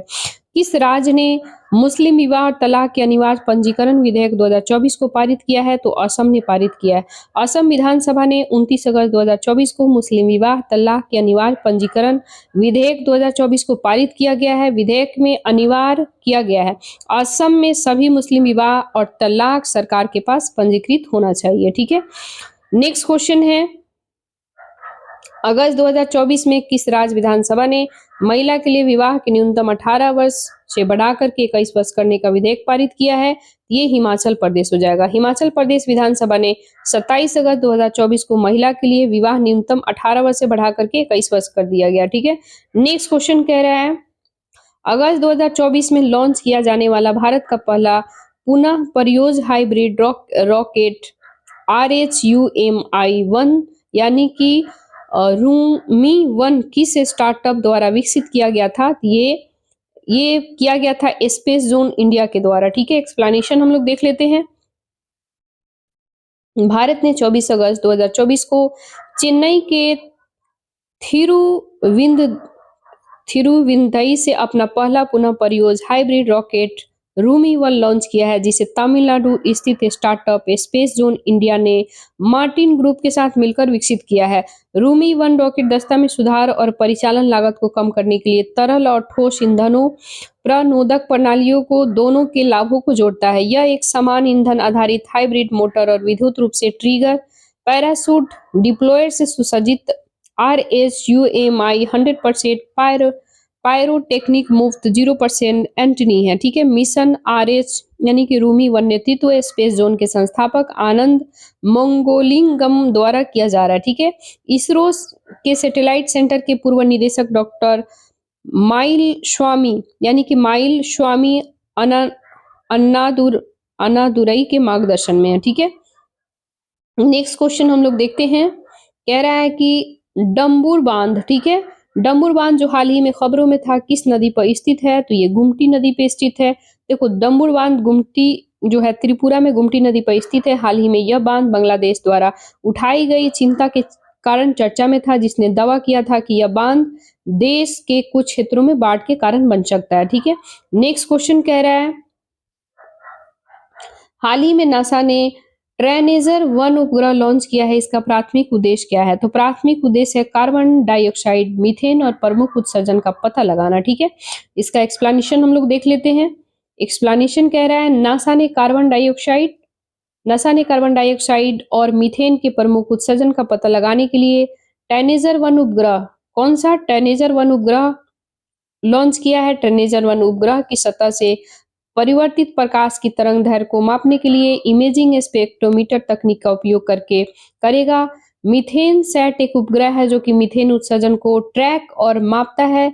उसे भी मार्च में लॉन्च किया गया था। कह रहा है कि केरल में स्थित किस स्टार्टअप ने, जो अपने रोबोट बैंडिकूट के लिए जाना जाता है, जिसने बंद नालियों और मैनहोल की सफाई में क्रांति ला दी है। हाल ही में बैंडिकूट मिनी नामक एक अधिक कॉम्पैक्ट और कियाफती संस्करण पेश किया है। किसने पेश किया है? तो जेन रोबोटिक इनोवेशन के द्वारा। ऑप्शन बी हो जाएगा। चक्रवात आसना के बारे में निम्नलिखित कथनों में कौन सा कथन सही है? यह 1976 के बाद अगस्त में अरब सागर में पहला चक्रवाती तूफान है, तो बिल्कुल सही है। ठीक है, चक्रवात आसना गुजरात के कच्छ तट पर पाकिस्तान के आसपास इलाकों में बना है। यह घटना 1976 के बाद अगस्त में यानी अरब सागर में पहली चक्रवाती तूफान है, जो आसना नाम जिसका अर्थ है जिसकी प्रशंसा की जानी चाहिए। ठीक है, पाकिस्तानियों के द्वारा दिया गया ऐतिहासिक रूप से अगस्त 1891 से 2023 के बीच अरब सागर में अब तक केवल 3 चक्रवाती तूफान आए हैं। एक 1976 में, दूसरा 1964 में, तीसरा 1944 में। ठीक है, नेक्स्ट क्वेश्चन हम लोग देखते हैं। INS अरिघाट, जिसे व्यापक परीक्षणों और उन्नयन के बाद 29 अगस्त 2024 को कमीशन किया गया, यह एक है। तो यह एक परमाणु ऊर्जा से चलने वाली बैलिस्टिक मिसाइल पनडुब्बी है, ठीक है। देखो, परमाणु ऊर्जा से चलने वाली बैलिस्टिक मिसाइल पनडुब्बी आईएनएस अरिहंत भारत की दूसरी स्वदेशी निर्मित परमाणु ऊर्जा से चलने वाली बैलिस्टिक मिसाइल है, पनडुब्बी है, ठीक है। आईएनएस अरिहंत का एक उन्नत संस्करण है जिसका निर्माण 2017 में विशाखापत्तनम में शिप बिल्डिंग सेंटर से शुरू हुआ था। इसे 29 अगस्त 2024 को विशाखापत्तनम में कमीशन किया गया था। नेक्स्ट क्वेश्चन कह रहा है, गैस्ट्रोडिया इंडिका भारत का पहला ऐसा आर्किड है जो कि कभी अपना फूल नहीं खोलता। इसे हाल ही में कहाँ खोजा गया था? तो ये सिक्किम में, ऑप्शन बी हो जाएगा।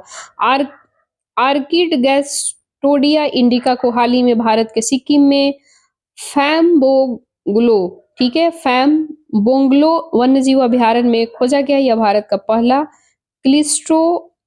क्लिस्ट्रोगैमस आर्किडिक है, ठीक है, आर्किड है।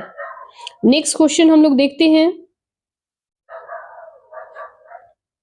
ये रहा नेक्स्ट क्वेश्चन। दुनिया का सबसे पुराना चंद्र सौर कैलेंडर हाल ही में गोबेकली टेपे में खोजा गया है जो कि एक पुरातात्विक स्थल है। ये कहाँ पे स्थित है? तो तुर्की में। ओडिशा ने बिजली गिरने से होने वाले चोट या मृत्यु से अपनी आबादी की रक्षा करने के लिए किस प्रजाति को 20 लाख पेड़ लगाने की शुरू किया है? तो ये ताड़ का पेड़ है, ठीक है। ताड़ का पेड़ जो होता है ना, जो जिसपे गांव में ताड़ी वाड़ी लगाता है लोग, ताड़ी दारू जो भी बोलते हैं। नेक्स्ट क्वेश्चन है, केंद्रीय स्वास्थ्य मंत्रालय ने आदेश दिया है कि डॉक्टरों के खिलाफ हिंसा के मामले में संसाधन के प्रमुख को अधिकतम निम्नलिखित समय भीतर संस्थागत एफआईआर दर्ज करनी चाहिए। तो अपन ऑप्शन कह रहा है 24 घंटा, 8 घंटे, 12 घंटे, 6 घंटे, तो हमारा हो जाएगा 6 घंटे। नेक्स्ट क्वेश्चन हम लोग देखते हैं, निम्नलिखित कथनों पर विचार कीजिए। हाल ही में डिजाइन की गई वयोमित खोपड़ी के एल्युमिनियम मिश्र धातु AISI 10 mg का उपयोग करके बनाया गया है। दूसरा कह रहा है यह मिश्रित धातु अपने उच्च लचीलेपन, हल्के वजन, गर्मी प्रतिरोध और यांत्रिक गुणों के लिए जानी जाती है, ठीक है।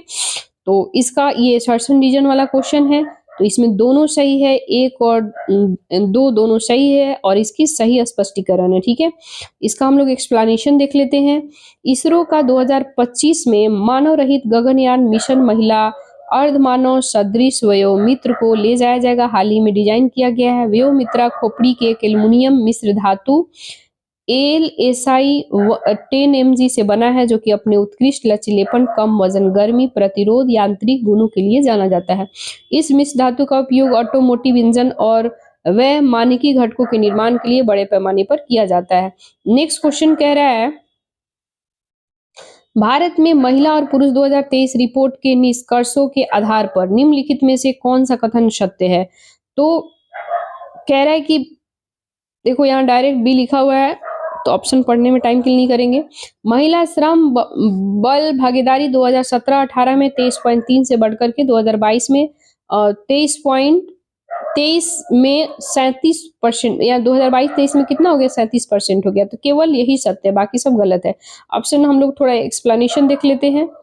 2036 तक भारत की जनसंख्या 152.2 करोड़ तक पहुंचने का अनुमान है, जिसमें महिलाओं की संख्या 48.8 होगी जो कि 2011 में कितना थी? 48.5, यानी 3% के समथिंग वृद्धि हुआ है। लिंगानुपात 2011 में 943 से बढ़कर के 2036 तक कितना हुआ है? 952 होने की उम्मीद है। 2020 20 से लेके 29 वर्ष की महिलाओं के लिए आयु विशिष्ट प्रजनन दर 2016 से 2020 के बीच कम हुआ है, जबकि 35 से 39 वर्ष की महिलाओं के लिए दर थोड़ी वृद्धि हुई है। भारत ने 2018-20 में अपनी मातृ मृत्यु दर को घटाकर प्रति लाख जीवित जन्मों पर 97 कर लिया है, ठीक है, जिससे वह 2030 तक सतत विकास लक्ष्य यानी 70 को पूरा करने की राह पर है, ठीक है। नेक्स्ट कह रहा है कि महिला श्रम बाल भागीदारी के पर्याप्त वृद्धि देखी गई है जो कि 2017-18 में 23.3% से बढ़ करके 2022-23 में 37% हो गया है, ठीक है। नेक्स्ट हम लोग क्वेश्चन देखते हैं। क्वेश्चन कह रहा है, कोडिन डीऑप्टिमाइजेशन तकनीक चर्चा में था। इस तकनीक का उपयोग निम्नलिखित में से किया जाता है। ये किया जाता है किस चीज के लिए? वैक्सीन विकास के लिए, वैक्सीन डेवलपमेंट के लिए, ठीक है। नेक्स्ट क्वेश्चन हम लोग देखते हैं, प्रधानमंत्री जन धन योजना खाता धारकों के बारे में निम्नलिखित में से कौन सा कथन सही नहीं है, ठीक है। तो सही नहीं है तो पहले सही वो देख लेते हैं। कह रहा है कि पात्र पीएमजेडीवाई यानी प्रधानमंत्री जनधन योजना का खाता धारक 10,000 रुपए तक की ओवरड्राफ्ट सुविधा का लाभ उठा सकता है, बिल्कुल सही है। पीएमजेडीवाई खाते प्रत्यक्ष लाभ हस्तांतरण के लिए पात्र है। पीएमजेडीवाई खाताधारकों के रूप में डेबिट कार्ड दिया गया है, ये भी सही है। सही नहीं है वो पूछा जा रहा है, तो ये ऑप्शन हमारा डी है। कह रहा है कि इन खातों में नियमित खातों की तरह जमा राशि पर ब्याज नहीं मिलता है, ऐसा बिल्कुल नहीं है, तो ये गलत है, ठीक है। इसका हम लोग एक्सप्लेनेशन देख लेते हैं। प्रधानमंत्री जनधन योजना 28 अगस्त 2024 को 10 साल पूरा हो गया, ठीक है। गिनीज वर्ल्ड रिकॉर्ड में इस उपलब्धि को मान्यता दिया है। वित्तीय समावेशन अभियान के तहत एक सप्ताह खोले गए सबसे अधिक बैंक खाते लगभग कितना है, तो कह रहा है कि 18,96,130 है और यह उपलब्धि भारत सरकार के वित्तीय सेवा विभाग के द्वारा 23 से लेकर 29 अगस्त 2014 के बीच हासिल किया गया। पीएमजेडीवाई प्रधानमंत्री जनधन योजना का सबसे बड़ा उद्देश्य बैंकिंग सेवाओं से वंचित व्यक्ति के लिए एक बुनियादी बचत खाता खोलना था और इस खाते में कोई न्यूनतम शेष राशि बनाए रखने की आवश्यकता नहीं है। इन खातों में नियमित खातों की तरह जमा राशि पर ब्याज मिलता है, ठीक है। नेक्स्ट क्वेश्चन है 100 क्वेश्चन। निम्नलिखित में से कौन सा देश शेवरॉन मॉडल का पालन कर रहा है जो विदेशी तेल कंपनियों को विशिष्ट अनुमोदन प्राप्त करने के बाद काम करने की अनुमति देता है, तो ये कौन सा हो जाएगा, ये वेनेजुएला हो जाएगा। कह रहा है ओएनजीसी विदेश ओबीएल ने बकाया लाभांश $500 मिलियन से अधिक की वसूली करने की उत्पादन बढ़ाने के लिए वेनेजुएला की 2 तेल परिसंपत्तियों को संचालित करने के लिए संयुक्त राज्य अमेरिका विशेष मंजूरी मांगी है। इस तकनीक को तेल क्षेत्र में शेवरॉन मॉडल के रूप में जाना जाता है क्योंकि अमेरिका फर्म शेवरॉन इस मार्क का उपयोग करके वेनेजुएला में काम करने वाली पहली कंपनी थी, ठीक है। नेक्स्ट क्वेश्चन हम लोग देखते हैं।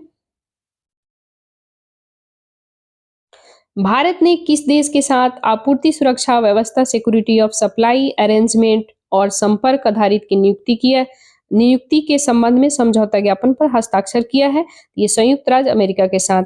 एसओएसी, ठीक है, एसओएसी यानी सप्लाई कह रहा है security of supply arrangement America Bharat राष्ट्रीय रक्षा को बढ़ावा देने के लिए वस्तु और सेवाओं के पारस्परिक प्राथमिकता समर्थन प्रदान करने का आदेश देगा। यह व्यवस्था दोनों देशों के राष्ट्रीय सुरक्षा व्यवस्थाओं को पूरा करने के लिए अप्रत्याशित आपूर्ति श्रृंखला व्यवधानों का हल करने के लिए एक दूसरे से आवश्यक औद्योगिक संसाधन प्राप्त करने में सक्षम बनाएगा, ठीक है। नेक्स्ट क्वेश्चन हम लोग देखते हैं। क्वेश्चन कह रहा है आईएमडी ने हाल ही में भारी बारिश के बीच गुजरात में रेड अलर्ट जारी किया है। निम्नलिखित में से कौन सा आईएमडी द्वारा जारी रंग कोडिंग योजना से ढंग से मेल नहीं खाता है, तो पूरा पढ़ लेते हैं। हरा का अर्थ है कोई चेतावनी नहीं, पूर्वानुमान, हल्की से मध्य बारिश होना, ये ठीक है। नारंगी का अर्थ है नारंगी और अधिकारियों को स्थिति पर अपडेट रहने की सलाह दी जाती है, पूर्वानुमान भारी बारिश का है, ये गलत हो जाएगा। पीली चेतावनी का अर्थ है कि सतर्क और अधिकारियों से तैयार रहने पर अपेक्षा की जाती है, पूर्वानुमान भारी बारिश का, ये भी गलत है, ठीक है। लाल का अर्थ है चेतावनी और अधिकारियों से कार्रवाई करने के लिए कहता है कि पूर्वानुमान अत्यधिक भारी बारिश का है, ठीक है, ये सही है। तो हमारा आंसर केवल व केवल 1 और 4 सही है, ठीक है। 1 और 4 मिला के यहाँ सी हो जाएगा, ठीक है। देखो एक्सप्लेनेशन हम लोग देख लेते हैं, हालांकि ऑलरेडी तो पढ़ ही लिए बट फिर भी देख लेते हैं। आईएमडी के द्वारा अलर्ट हरे से लाल रंग में कोडित किए जाते हैं। हरा का अर्थ होता है कोई चेतावनी नहीं, यानी कि 15.6 मिलीमीटर से 64.4 मिलीमीटर बारिश को मध्य माना जाता है, ठीक है। पीला अलर्ट का मतलब होता है कि 64.5 मिलीमीटर से लेके 115.5 मिलीमीटर बारिश को भारी माना जाता है, ठीक है। नारंगी चेतावनी का अर्थ होता है अगर 115.6 मिलीमीटर से लेके 204.4 मिलीमीटर बारिश को बहुत भारी माना जाता है, तो नारंगी में आता है। लाल अलर्ट का अर्थ होता है चेतावनी जो पूर्वानुमान अत्यधिक बारिश का आईएमडी के अनुसार, यानी कि 204.5 मिलीमीटर से अधिक बारिश हो, अत्यधिक भारी, यानी कि लाल रेड अलर्ट माना जाता है। नेक्स्ट क्वेश्चन हम लोग देखते हैं, चंद्रयान 3 के payload alpha particle X-ray spectrometer के निष्कर्षण निम्नलिखित में से कौन सा है? तो कह रहा है चंद्रयान 3 लैंडिंग स्थल के आसपास भूभाग का समान है, बिल्कुल सही है। चंद्रमा की सतह परत दर परत बनती है, ये भी सही है। चंद्र चंद्र दक्षिणी ध्रुव के आसपास की ऊपरी मिट्टी के खनिज को बिखराव अपेक्षा से कम है, तो ये हमारा गलत हो जाएगा। तो हमारा आंसर कौन सही हो जाएगा? 1 और 2 सही, ठीक है। नेक्स्ट क्वेश्चन हम लोग देखते हैं, देखो यहाँ ऑलरेडी लिखा हुआ है। वैज्ञानिकों ने 3 प्रमुख निष्कर्षों की रिपोर्ट की है। चंद्रयान 3 लैंडिंग स्थल के आसपास का इलाका काफी हद तक एक समान है। चंद्रमा की सतह पर परत दर परत बनी है, जो चंद्रमा मैग्मा महासागर परिकल्पना को बदल देती है। दक्षिणी ध्रुव के आसपास की ऊपरी मिट्टी में खनिजों का बिखराव अपेक्षा से अधिक है, जो चंद्र सतह की निचली परतों का निर्माण करता है, ठीक है। नेक्स्ट क्वेश्चन हम लोग देखते हैं। नेक्स्ट क्वेश्चन है कृषि निर्यात सहायता प्रणाली, ठीक है। पोर्टल एक उपग्रह आधारित भू-स्थानिक मंच है जो कि किसानों को निम्नलिखित के बारे में जानकारी प्रदान करेगा। तो कह रहा है मौसम, फिर इसके बाद बीज पौधों की उपलब्धता, मिट्टी की स्वास्थ्य, भूजल का स्तर, जलाशय भंडारण और कोड का उपयोग करके सही उत्तर चुनिए। तो सही उत्तर अगर चुनेंगे तो 1 हो जाएगा, 3 हो जाएगा, 4 हो जाएगा, फिर 5 हो जाएगा, ठीक है, 2 नहीं होगा। तो हमारा आंसर हो जाएगा बी सही, ठीक है। एक्सप्लेनेशन देख ले।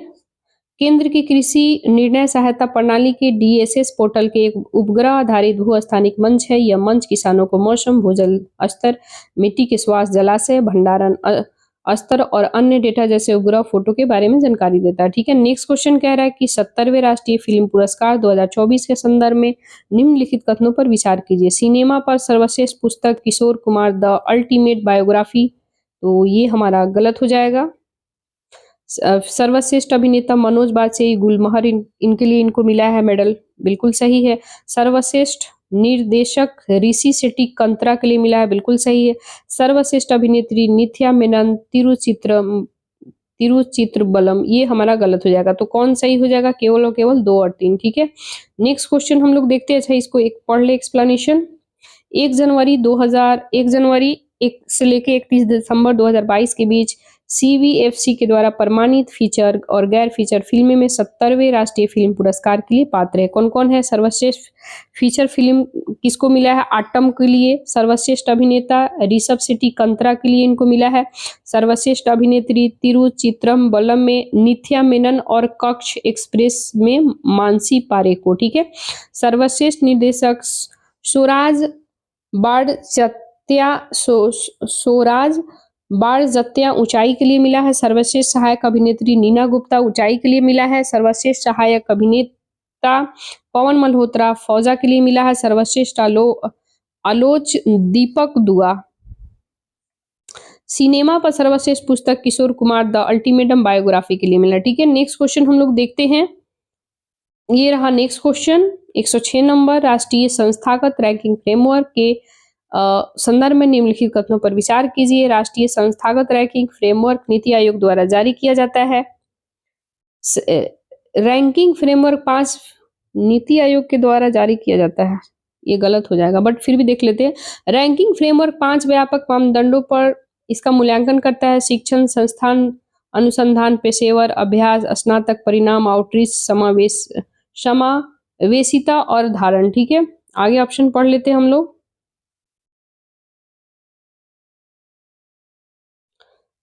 आईएससी बेंगलुरु को 2024 रैंकिंग में अनुसंधान श्रेणी में पहले स्थान मिला है। तो देखो यहाँ आंसर भी है, 2 और 3 सही है, यानी कि एक गलत है, क्योंकि ये शिक्षा मंत्री के द्वारा जारी किया गया है, ना कि नीति आयोग द्वारा। फिर भी एक्सप्लेनेशन पढ़ ले।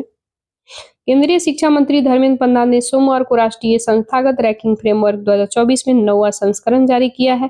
शोध श्रेणी में आईआईएससी बेंगलुरु को शीर्ष पर है, इसके बाद आईआईटी मद्रास, फिर आईआईटी दिल्ली दूसरे और तीसरे स्थान पर है। देखो बेंगलुरु को प्रथम हो गया, मद्रास सेकेंड, दिल्ली थर्ड, ठीक है। इस बार मूल्यांकन मानदंड में भी संशोधित किए गए हैं। चिकित्सा संस्थानों में संकाय क्षेत्र के अनुपात में 1:15 से बदल करके 1:10 कर दिया गया है, और राज्य सरकारों को वैश्विक विश्वविद्यालयों में 1:15 से बढ़ा के 1:20 कर दिया गया।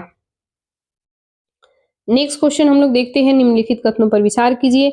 राज्य स्तर पर वक्फ बोर्ड राज्य सरकार के द्वारा एक गैर मुस्लिम मुख्य कार्यकारी अधिकारी और कम से कम 2 गैर मुस्लिम सदस्यों को नियुक्त करने की अनुमति देता है। बिल्कुल सही है।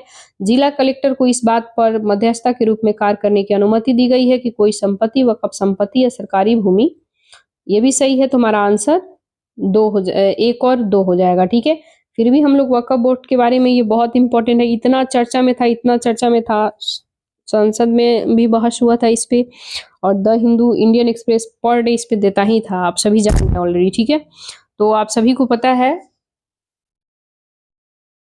तो गाइज हम बता रहे हैं, आगे का हम लोग देख लेते हैं। कह रहा है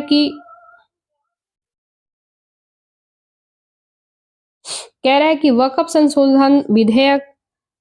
संशोधन विधेयक में कई महत्वपूर्ण सुधारों का प्रस्ताव है, जिसमें राज्य सरकार को राज्य स्तरीय बोर्डों में गैर मुस्लिम मुख्य कार्यकारी अधिकारी और कम से कम 2 गैर मुस्लिम सदस्यों का चयन करने की अनुमति देना शामिल है। यह भी प्रस्तावित है कि जिला कलेक्टर इस बात का निर्णायक होगा कि कोई संपत्ति अगर वक्फ का है तो ये सरकारी भूमि, ठीक है। भारत में वक्फ संपत्तियों के वक्फ अधिनियम 1995 के द्वारा नियंत्रित किया जाता है।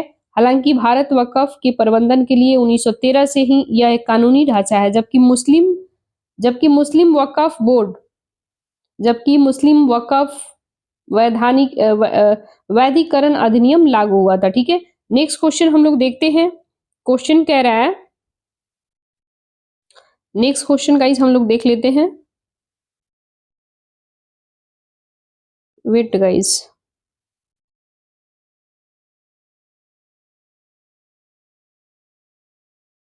ये रहा नेक्स्ट क्वेश्चन। हाल ही में जारी नेत्र जम्बो वन नेत्र गंगा शंकर किस में है? ये काजू के लिए है, ठीक है। यानी कि नेत्र जम्बो वन नेत्र गंगा पुतूर आईसीएआर काजू अनुसंधान, आईसीआर द्वारा आईसीआर काजू अनुसंधान निदेशालय डीसीआर द्वारा विकसित काजू को 2 संकर किस्म का है, ठीक है। यानी कि काजू का है। नेत्र जम्बो वन क्या है? तो काजू है, ठीक है। नेक्स्ट क्वेश्चन हम लोग देखते हैं। क्वेश्चन कह रहा है 109 नंबर, राम नारायण अग्रवाल जिनका हाल ही में निधन हो गया है, निम्नलिखित में से किस रूप में प्रसिद्ध है? ये अग्नि मिसाइल के जनक है, ठीक है। यानी कि अग्नि मिसाइल के जनक के रूप में जाने वाले डॉक्टर राम नारायण अग्रवाल रक्षा अनुसंधान भारत की लंबी दूरी बैलिस्टिक मिसाइल, विशेष रूप से अग्नि मिसाइल के श्रृंखला के विकास में महत्वपूर्ण भूमिका निभाई इन्होंने, ठीक है। नेक्स्ट क्वेश्चन हम लोग देखते हैं। कह रहा है क्वेश्चन, सकल पर्यावरण उत्पादन सूचकांक शुरू करने वाला भारत का पहला राज्य कौन सा है? तो उत्तराखंड है। उत्तराखंड ने न केवल सकल पर्यावरण उत्पादन सूचकांक शुरू करने वाला पहला भारतीय राज्य बन गया है, बल्कि पारिस्थितिकी तंत्र सेवाओं से आगे बढ़कर पारिस्थितिकी तंत्र विकास की ओर बढ़ने वाले दुनिया का पहला राज्य बन गया है। सकल पर्यावरण उत्पादन सूचकांक के 4 स्तंभ है, वायु, मिट्टी, पेड़ और पानी, ठीक है। वायु, मिट्टी, पेड़, पानी, ठीक है। नेक्स्ट क्वेश्चन हम लोग देखते हैं। हाल ही में चर्चा में रहा रिक्लेम द नाइट मार्च किससे संबंधित है?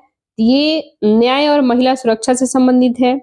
नेक्स्ट क्वेश्चन कह रहा है कि एनपीएसएस का पूर्ण रूप है, तो नेशनल पेस्ट सर्विलांस सिस्टम, ठीक है। ऑप्शन हमारा सी हो जाएगा, ठीक है। इसका फुल फॉर्म है।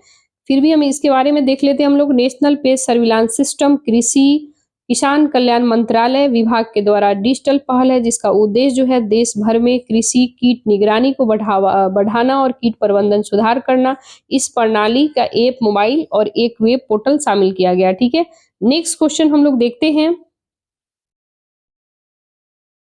कह रहा है इसमें अगस्त 2024 में निम्नलिखित में से किस रेशम को ओकोटेक्स प्रमाणन प्राप्त हुआ है?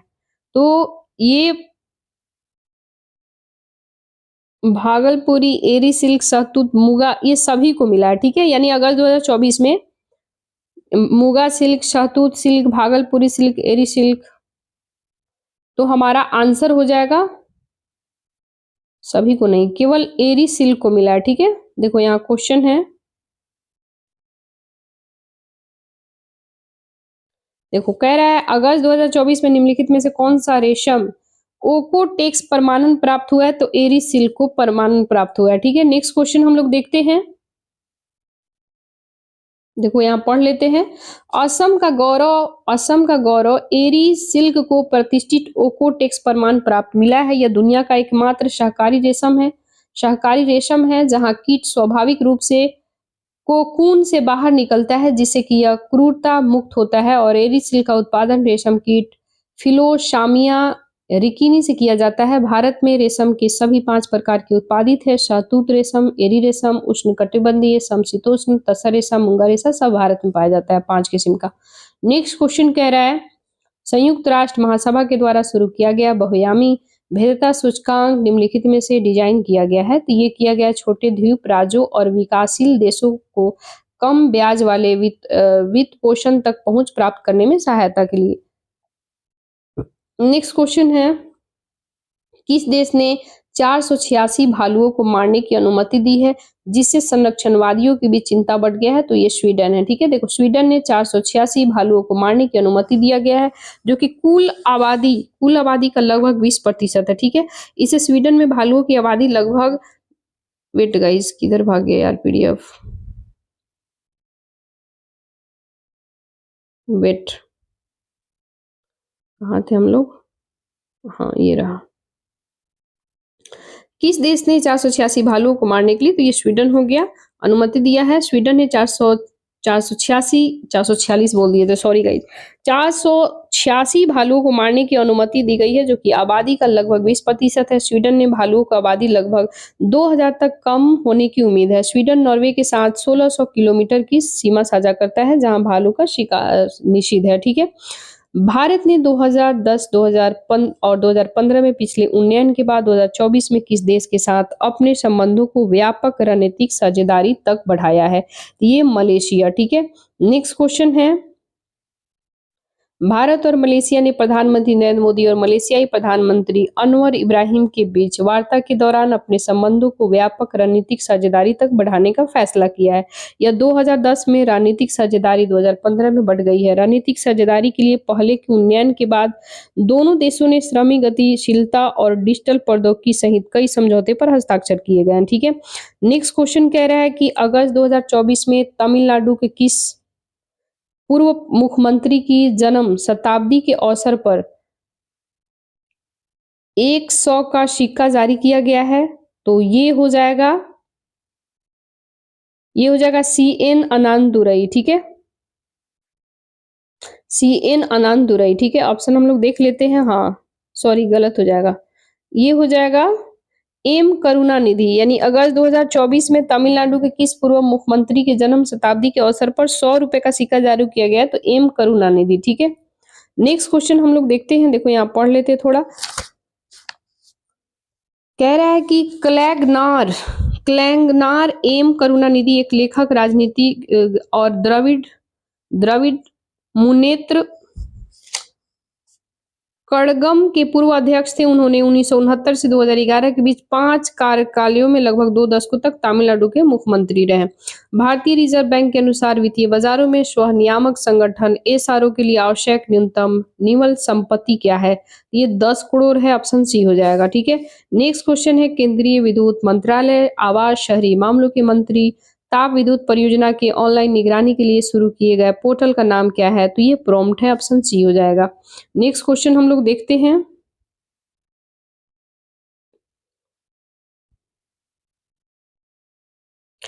भारत और किस देश ने अगस्त 2024 में ग्रीन अमोनिया के निर्यात के लिए हेड्स ऑफ टर्म समझौते पर हस्ताक्षर किया है? ये हो जाएगा जापान। ग्रीन अमोनिया पारंपरिक अमोनिया एक कार्बन न्यूट्रल विकल्प है जिसे कि अक्षय ऊर्जा स्रोतों का उपयोग करके बनाया जाता है। इसे संधारणीय बिजली का उपयोग करके उच्च तापमान दाब पर हाइड्रोजन और नाइट्रोजन मिलाकर बनाया जाता है। ठीक है, नेक्स्ट क्वेश्चन है, कह रहा है इसमें डीजल से चलने वाले टग, डिजिटल बोल दिए, सॉरी फॉर दैट। कह रहा है डीजल से चलने वाले टग से शून्य उत्सर्जन वाले टग्स में संक्रमण के लिए केंद्रीय बंदरगाह, नौवहन और जलमार्ग मंत्रालय द्वारा शुरू किया गया है। तो ये ग्रीन टग संक्रमण कार्यक्रम है। ठीक है, नेक्स्ट क्वेश्चन कह रहा है कि 2024 में किस तिथि को सुपर मून और ब्लू मून एक साथ दिखाई दिया है तो 19 अगस्त को ऑप्शन बी हो जाएगा। जब पूर्ण चंद्रमा उपभू के पास होता है तो इसे सुपर मून कहा जाता है, जो चंद्रमा के अपोजी पर होने की तुलना में 14% बड़ा होता है और 30% अधिक चमकीला दिखाई देता है। ब्लू मून शब्द ऐतिहासिक रूप से 4 पूर्ण चंद्रमा वाले सीजन में तीसरे पूर्ण चंद्रमा को संदर्भित करता है। ठीक है, नेक्स्ट क्वेश्चन हम लोग देखते हैं।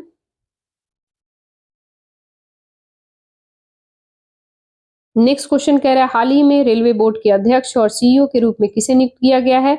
तो ये सतीश कुमार को नियुक्त किया गया है। 27 से 31 अगस्त 2024 तक राष्ट्रीय मॉक ड्रिल विषाणु युद्ध अभ्यास वायरस युद्ध अभ्यास कहाँ आयोजित किया गया है? तो राजस्थान में। ठीक है, फिर भी हम लोग एक्सप्लेनेशन देखते हैं। विषाणु युद्ध अभ्यास या वायरस युद्ध अभ्यास राजस्थान के अजमेर जिले में 27 से 31 अगस्त 2024 तक आयोजित एक राष्ट्रीय मॉक ड्रिल है। यह अभ्यास भारत की महामारी संबंधी तैयारियों को मूल्यांकन करने के लिए राष्ट्रीय एक स्वास्थ्य मिशन के तहत आयोजित किया गया है।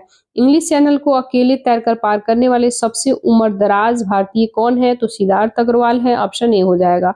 नेक्स्ट क्वेश्चन, अच्छा इसका एक्सप्लेनेशन पढ़ ले। बेंगलुरु के सिद्धार्थ अग्रवाल 29 अगस्त 2024 को इंग्लिश चैनल को अकेले तैरकर पार करने वाले सबसे उम्र दराज भारतीय बन गए हैं। उस समय उनकी उम्र 49 वर्ष थी और उन्हें 42 किलोमीटर की दूरी तैरने में 15 घंटे 6 मिनट लगे थे। नेक्स्ट क्वेश्चन कह रहा है, केंद्र ने जैव प्रौद्योगिकी की शक्ति का दोहन करने के लिए अपनी बायो ई3 नीति का अनावरण किया है। यह ई3 का तात्पर्य क्या है? तो ये क्या है बताना है। तो ये जो है एम्प्लॉयमेंट रोजगार है, एनवायरमेंटल पर्यावरण है, इकोनॉमी अर्थव्यवस्था है, यानी तीनों हमारा 2 3 4 हो जाएगा। देखो, केंद्रीय मंत्रिमंडल ने जैव प्रौद्योगिकी विभाग के उच्च प्रदर्शन जैव विनिर्माण को बढ़ावा के लिए ई3 का मतलब है ई 3 बार आएगा, तो ई से इकोनॉमी यानी अर्थव्यवस्था, फिर ई से इन्वायरमेंट यानी पर्यावरण, ई से एम्प्लॉयमेंट यानी रोजगार। ठीक है, ये याद रखना है। नेक्स्ट क्वेश्चन है, कौन सा राज्य अपने कर्मचारी के लिए मार्च 2025 से प्रभावी एकीकृत पेंशन योजना को अपनाने वाला पहला राज्य बन गया है? तो ये हो जाएगा महाराष्ट्र, ऑप्शन सी हो जाएगा। नेक्स्ट क्वेश्चन हम लोग देखते हैं।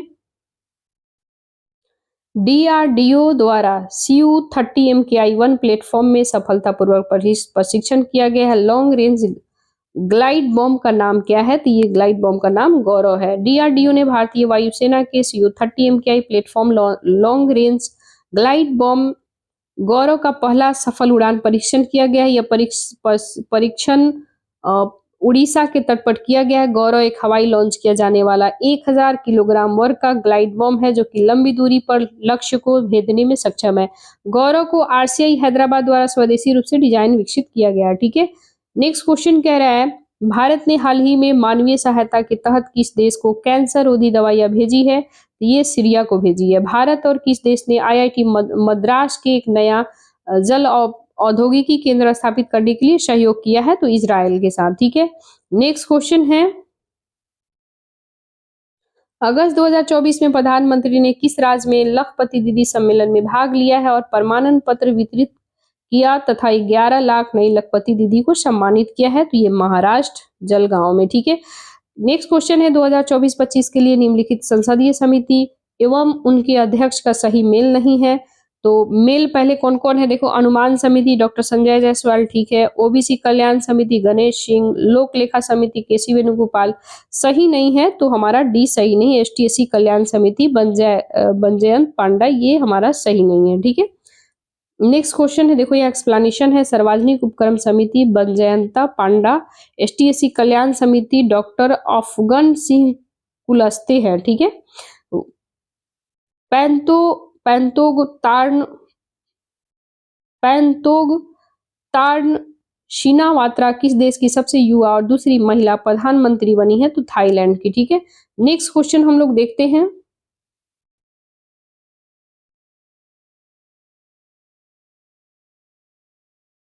ये रहा नेक्स्ट क्वेश्चन, अगस्त 2024 में गुरु पद्म संभव के जीवन और जीवित विरासत पर सम्मेलन आयोजित किया गया है। ये नालंदा। ठीक है, गुरु पद्म संभव के जीवन और जीवित विरासत अंतर्राष्ट्रीय सम्मेलन 28 से 29 अगस्त 2024 का आयोजन 9 नालंदा महाविहार के सहयोग से अंतर्राष्ट्रीय बौद्ध परिषद द्वारा बिहार के नालंदा में किया गया। ठीक है, नेक्स्ट क्वेश्चन कह रहा है, मॉडल सोलर विलेज के लिए निम्नलिखित कथनों पर विचार कीजिए, कौन सा सही नहीं है। तो इसमें सही नहीं है, ऑप्शन बी सही नहीं है, क्योंकि कह रहा है यह देश भर में प्रति ब्लॉक एक मॉडल सोलर विलेज बनाएगा, ये गलत है। तो सही क्या है, देखो इसमें पीएम सूर्य घर मुफ्त बिजली योजना के तहत लॉन्च किया गया था, सही है। यह मॉडल गांव में 5,000 से अधिक आबादी वाला राज गांव होना चाहिए, सही है। इस योजना के तहत विशेष श्रेणियों के राज्यों के लिए एक मॉडल गांव की आबादी 2000 होनी चाहिए, ठीक है। इसे टिक लगा दे, ऑप्शन बी गलत है। देखो यहाँ पे ऑलरेडी दिया है, हम लोग पढ़ लेते हैं। इस योजना में देश भर में प्रत्येक जिले में एक आदर्श गांव बनाने पर जोर दिया गया है। मंत्रालय ने इसके लिए 800 करोड़ रुपए का वित्तीय परिवर्तन आवंटित किया है, जिससे प्रत्येक चयनित आदर्श सौर गांव के लिए 1 करोड़ रुपए का प्रावधान किया गया है। सतारा जिले के पाटन तालुकों में मान्या चिवाड़ी गांव महाराष्ट्र का पहला सौर सौर गांव बन गया है, ठीक है। तो ये आपको याद रखना है।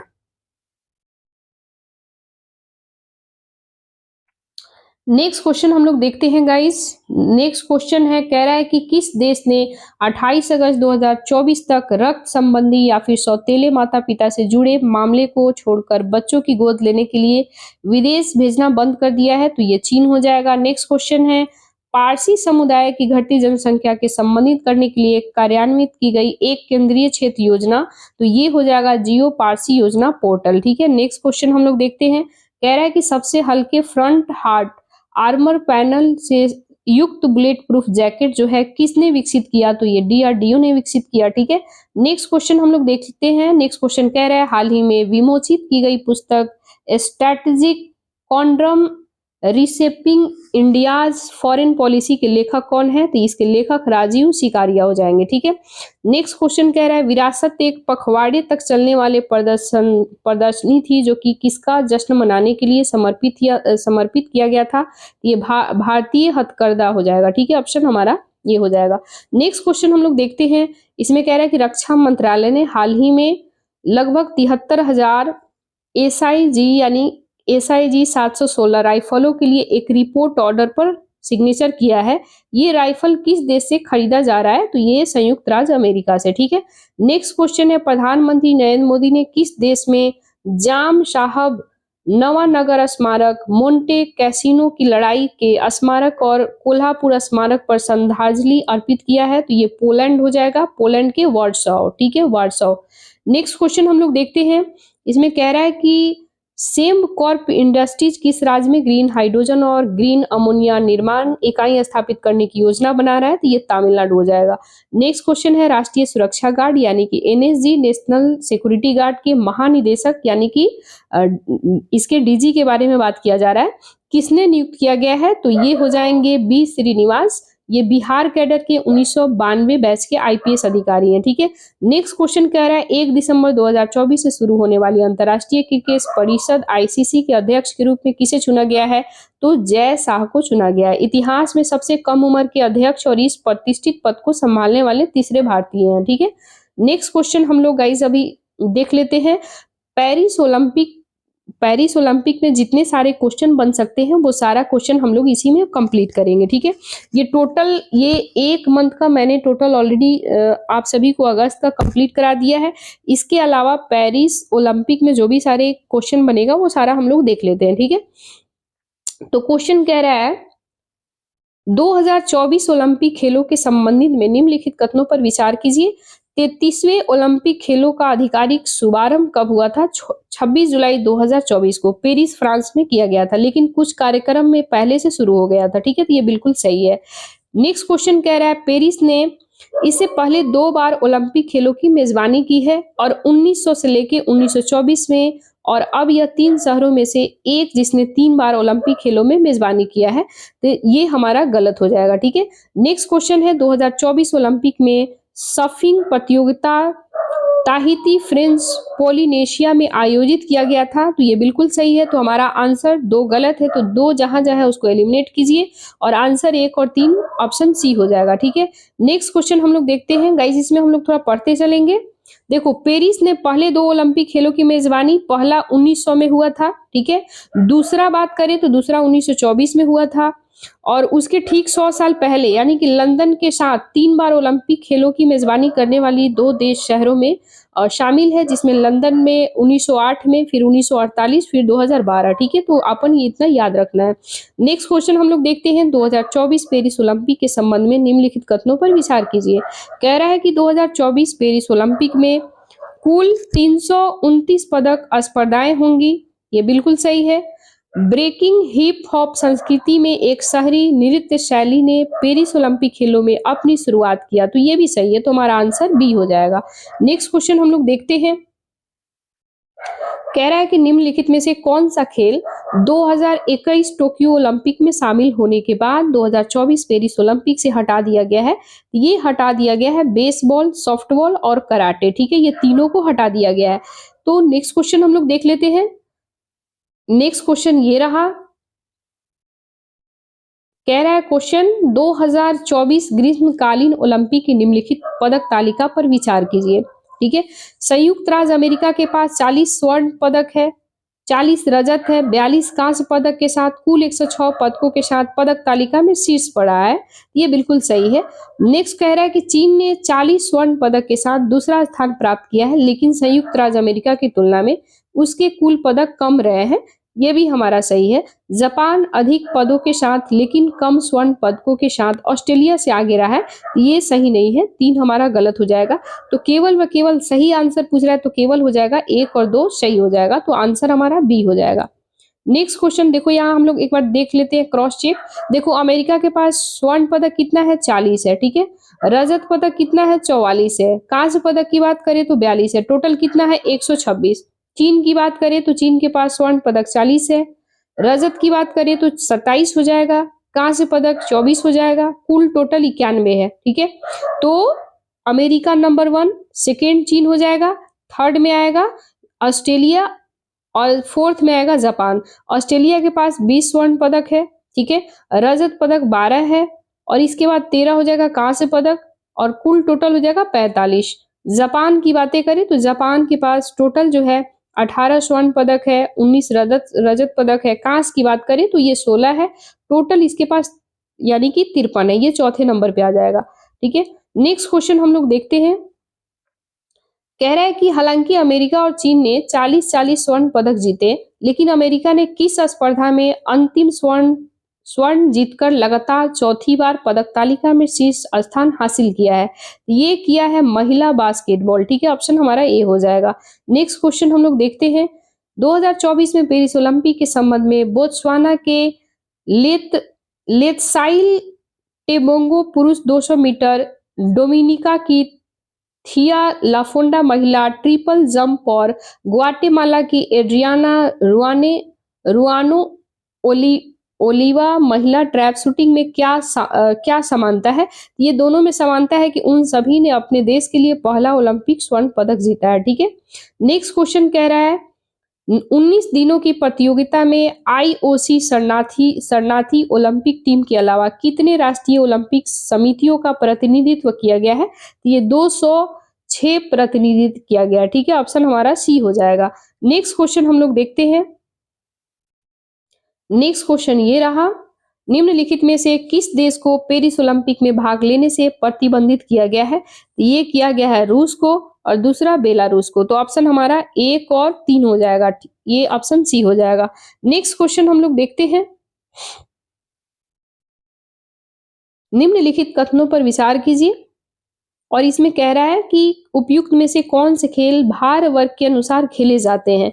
ये कुश्ती खेले जाते हैं, दूसरा जूडो हो जाएगा और चौथा ताइक्वांडो हो जाएगा। कलिंग ये नहीं होगा। ठीक है, तो ऑप्शन 5 जहां जहां है उसको एलिमिनेट कीजिए और हमारा आंसर 1 हो जाएगा। ठीक है, देखो इसमें कह रहा है कि भार वर्गों में कुश्ती, मुक्केबाजी, इसके बाद जूडो, ताइक्वांडो, भारोत्तोलन और मिश्र। ठीक है, मार्शल आर्ट की बातें करें तो जैसे युद्ध खेलों को विभाजित किया जाता है।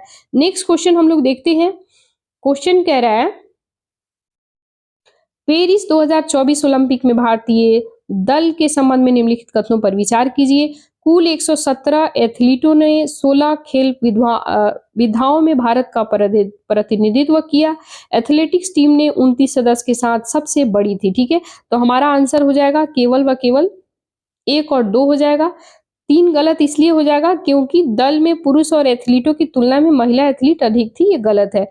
पेरिस 2024 ओलंपिक में 16 खेल विधाओं में 117 एथलीटों ने भारतीय दल के प्रतिनिधित्व किया, जिसमें से 70 पुरुष थे और 47 महिलाएं थी। ठीक है, नेक्स्ट क्वेश्चन हम लोग देखते हैं। क्वेश्चन कह रहा है कि पेरिस 2024 खेलों में सबसे कम उम्र का ओलंपिक एथलीट कौन था? ये था झोंग हाओ, चीन के थे। ठीक है, ऑप्शन सी हो जाएगा। नेक्स्ट क्वेश्चन हम लोग देखते हैं। ये रहा नेक्स्ट क्वेश्चन।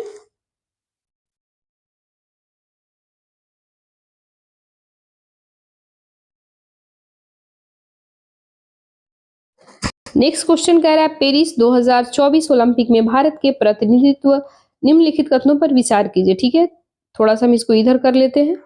देखो, कह रहा है कि पीवी सिंधु और शरत कमाल उद्घाटन समारोह में भारत के ध्वजवाहक हैं, बिल्कुल सही है। गगन नारंग भारतीय दल के सेफ डी मिशन थे, उन्होंने मेरी कॉम का स्थान लिया, दोनों सही है। ठीक है, नेक्स्ट क्वेश्चन हम लोग देखते हैं। पेरिस 2024 ओलंपिक में प्रत्येक ओलंपिक पदक में कौन सा अनोखा तत्व शामिल किया गया है? तो ये एफिल टावर का एक मूल लोहे का टुकड़ा ये शामिल किया गया है। नेक्स्ट क्वेश्चन कह रहा है निम्नलिखित कथनों पर विचार कीजिए और इसमें से सही चुनना है। कह रहा है कनाडा के मारियो डेस्ला उरियस 59 वर्ष की उम्र में प्रतिस्पर्धा करने वाले सबसे बुजुर्ग एथलीट थी, तो ये बिल्कुल सही है। वह 1984 से लगातार सभी ओलंपिक में भाग ले रहे थे, तो ये सही नहीं है। ठीक है, नेक्स्ट क्वेश्चन कह रहा है, देखो इसके बारे में थोड़ा हम लोग देख लेते हैं। घुड़सवारी स्पर्धा में कनाडा का प्रतिनिधित्व करने वाला मारियो डेस्ला उरियस पेरिस 2024 में सबसे उम्रदराज एथलीट है।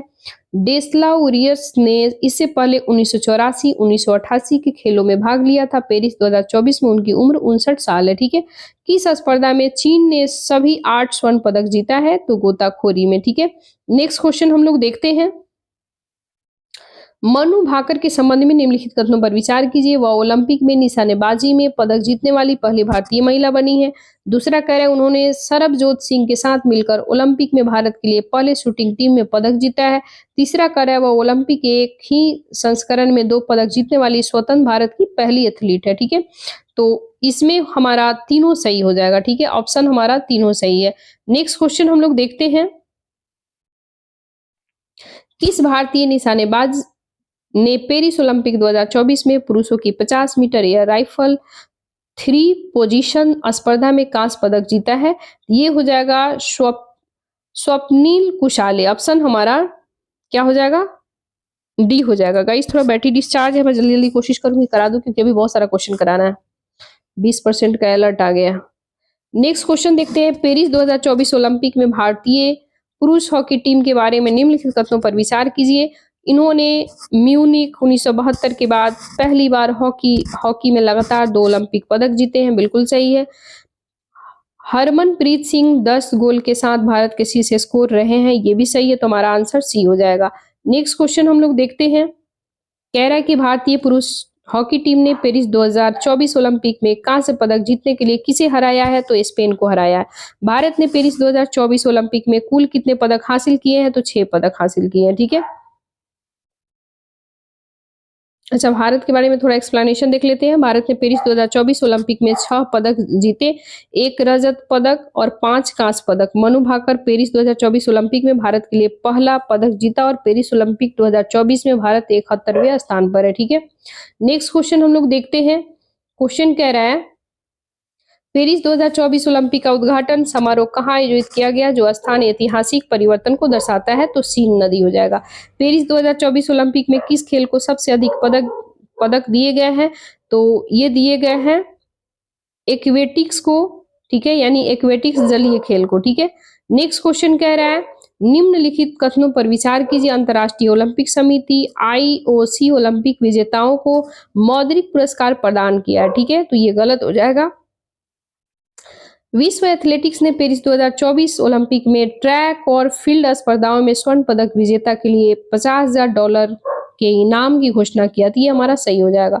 नेक्स्ट क्वेश्चन हम लोग देखते हैं। कह रहा है क्वेश्चन पेरिस 2024 ओलंपिक के समापन समारोह में भारत के ध्वजवाहक कौन थे? तो ये मनु भाकर और PR श्रीजेश। ठीक है, नेक्स्ट क्वेश्चन है ओलंपिक इतिहास में पहली बार पेरिस 2024 खेलों ने लिंग प्रति नेतृत्व के मामले में क्या उपलब्धि हासिल हुआ है? तो पुरुष और महिला एथलीटों की समान संख्या। ठीक है, नेक्स्ट क्वेश्चन है, ये रहा नेक्स्ट क्वेश्चन। पेरिस 2024 में भारत ने सभी ओलंपिक खेलों में कुल कितने पदक जीते हैं? तो 41 हो जाएगा। फ्रांसीसी तैराक लियोन मार्चेंट ने ग्रीष्मकालीन ओलंपिक खेलों में किसी भी व्यक्तिगत एथलीट द्वारा सबसे अधिक स्वर्ण पदक जीतने के लिए सुर्खियों में बटोरी। उन्होंने कितने स्वर्ण पदक जीता है? तो 4। नेक्स्ट क्वेश्चन है, चीनी तैराक झांग यूफेई ने पेरिस 2024 ओलंपिक में कितने जीते, जिससे वह सबसे अधिक पदक जीतने वाले व्यक्तिगत खिलाड़ी बन गए हैं? तो इसमें हो जाएगा 1 रजत 5 कांस्य पदक। पेरिस ओलंपिक 2024 में किस देश में मुक्केबाजी ईमान खलीफ का मैच लिंक पहचान के कारण विवादास्पद हो गया है? तो ये हो जाएगा अल्जीरिया। नेक्स्ट क्वेश्चन है, नेक्स्ट क्वेश्चन कह रहा है, पेरिस 2024 में पुरुषों के ओलंपिक 100 मीटर राइफल में किस देश के नोहा लाइल्स ने 1 सेकेंड के अंश में 0.005 सेकेंड के स्वर्ण पदक जीता है? ये अमेरिका हो जाएगा। ठीक है, नेक्स्ट क्वेश्चन है, गाइज एक्सप्लेनेशन इसमें हम नहीं करा रहे हैं, बैटरी हो गया डिस्चार्ज, अभी क्वेश्चन बहुत कराना है। देखो इसके बाद है, लगता है छूट जाएगा। अभी है पेरिस पैरा ओलंपिक, वो तो पेरिस ओलंपिक कराए, पेरिस पैरा ओलंपिक में लगभग क्वेश्चन मेरे ख्याल से 7।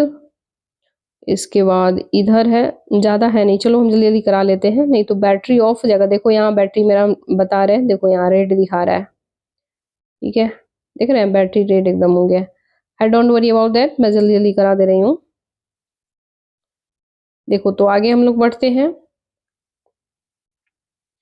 पेरिस ओलंपिक 2024 में पहलवान विनेश फोगाट को कुछ ग्राम अधिक वजन होने के कारण फ्री स्टाइल कुश्ती के फाइनल से आयोग घोषित कर दिया गया था। वह निम्नलिखित में से किस श्रेणी में फाइनल में पहुंची थी? तो 50 किलोग्राम में पहुंची थी। ऑप्शन हमारा 1 हो जाएगा। नेक्स्ट क्वेश्चन है, कह रहा है इसमें पेरिस ओलंपिक के समापन समारोह का नाम था? तो रिकॉर्डर्स नाम था। भारत का सबसे कम उम्र के ओलंपिक पदक विजेता कौन बने? अमन शेहरावत बने हैं, जो 57 किलोग्राम फ्री स्टाइल वर्ग के कांस्य पदक जीते हैं। पेरिस ओलंपिक 2024 का आदर्श वाक जो है, गेम वाइड ओपन फ्रेंच ओरोन्स ग्रैंड लेस ज्यूक्लस। ठीक है, पेरिस ओलंपिक 2024 का शुभंकर कौन है? तो फ्रिजीनियन कैप पर आधारित है, जो कि फ्रांस में स्वतंत्रता का प्रतीक है। कौन सा शहर 2028 में ग्रीष्मकालीन ओलंपिक की मेजबानी करेगा? तो लॉस एंजलिस यूएसए। ओलंपिक आदर्श वाक सिटियल अलिटियस फोर्टियस का क्या अर्थ है? तेज, उच्चतर और बलवान। ठीक है, नेक्स्ट क्वेश्चन कह रहा है, ओलंपिक रिंग के आधिकारिक रंग क्या है? नीला, पीला, काला, हरा और लाल। ठीक है, सभी है। ठीक है, नेक्स्ट क्वेश्चन हम लोग देखते हैं। ये रहा अब पेरिस पैरा ओलंपिक। ठीक है, तो इसमें जितना क्वेश्चन हम लोग देख लेते हैं। पेरिस पैरा ओलंपिक 2024 के संदर्भ में निम्नलिखित कथनों पर विचार कीजिए। यह ग्रीष्मकालीन पैरा ओलंपिक का 17वां संस्करण था। पेरिस पैरा ओलंपिक में 22 खेलों की 549 स्पर्धाएं आयोजित किया गया है। चीन पदक तालिका में शीर्ष रहा है। तो तीनों सही है। ठीक है, एक्सप्लेनेशन करेंगे ना तो टाइम लगेगा, पता चलेगा क्वेश्चन मेरा सारा रिकॉर्ड बेकार हो गया इसलिए गाइज इसको नहीं होगा ना तो इस दोनों पार्ट को अगला नेक्स्ट किसी वीडियो में हम करा देंगे एक्सप्लेनेशन के साथ फिर से, क्योंकि अभी हम सिर्फ क्वेश्चन आंसर देख लेते हैं। बैटरी एकदम डिस्चार्ज हो गया, आप सभी को दिखा दिए हैं। पेरिस पैरा ओलंपिक 2024 में भारत के संदर्भ में निम्नलिखित कथनों पर विचार कीजिए। पेरिस 2024 पैरा ओलंपिक में रिकॉर्ड 84 पैरा एथलीटों ने भारत का प्रतिनिधित्व किया है। भारत ने 12 स्पर्धाओं में भाग लिया है। भारतीय पैरा एथलीटों ने पेरिस 2024 में 3 नए खेलों में भाग लिए हैं। तो हमारा तीनों सही हो जाएगा। ठीक है, नेक्स्ट क्वेश्चन हम लोग देखते हैं। पेरिस पैरा ओलंपिक 2024 में भारत के प्रदर्शन के संदर्भ में निम्नलिखित कथनों पर विचार कीजिए। कह रहा है इसमें,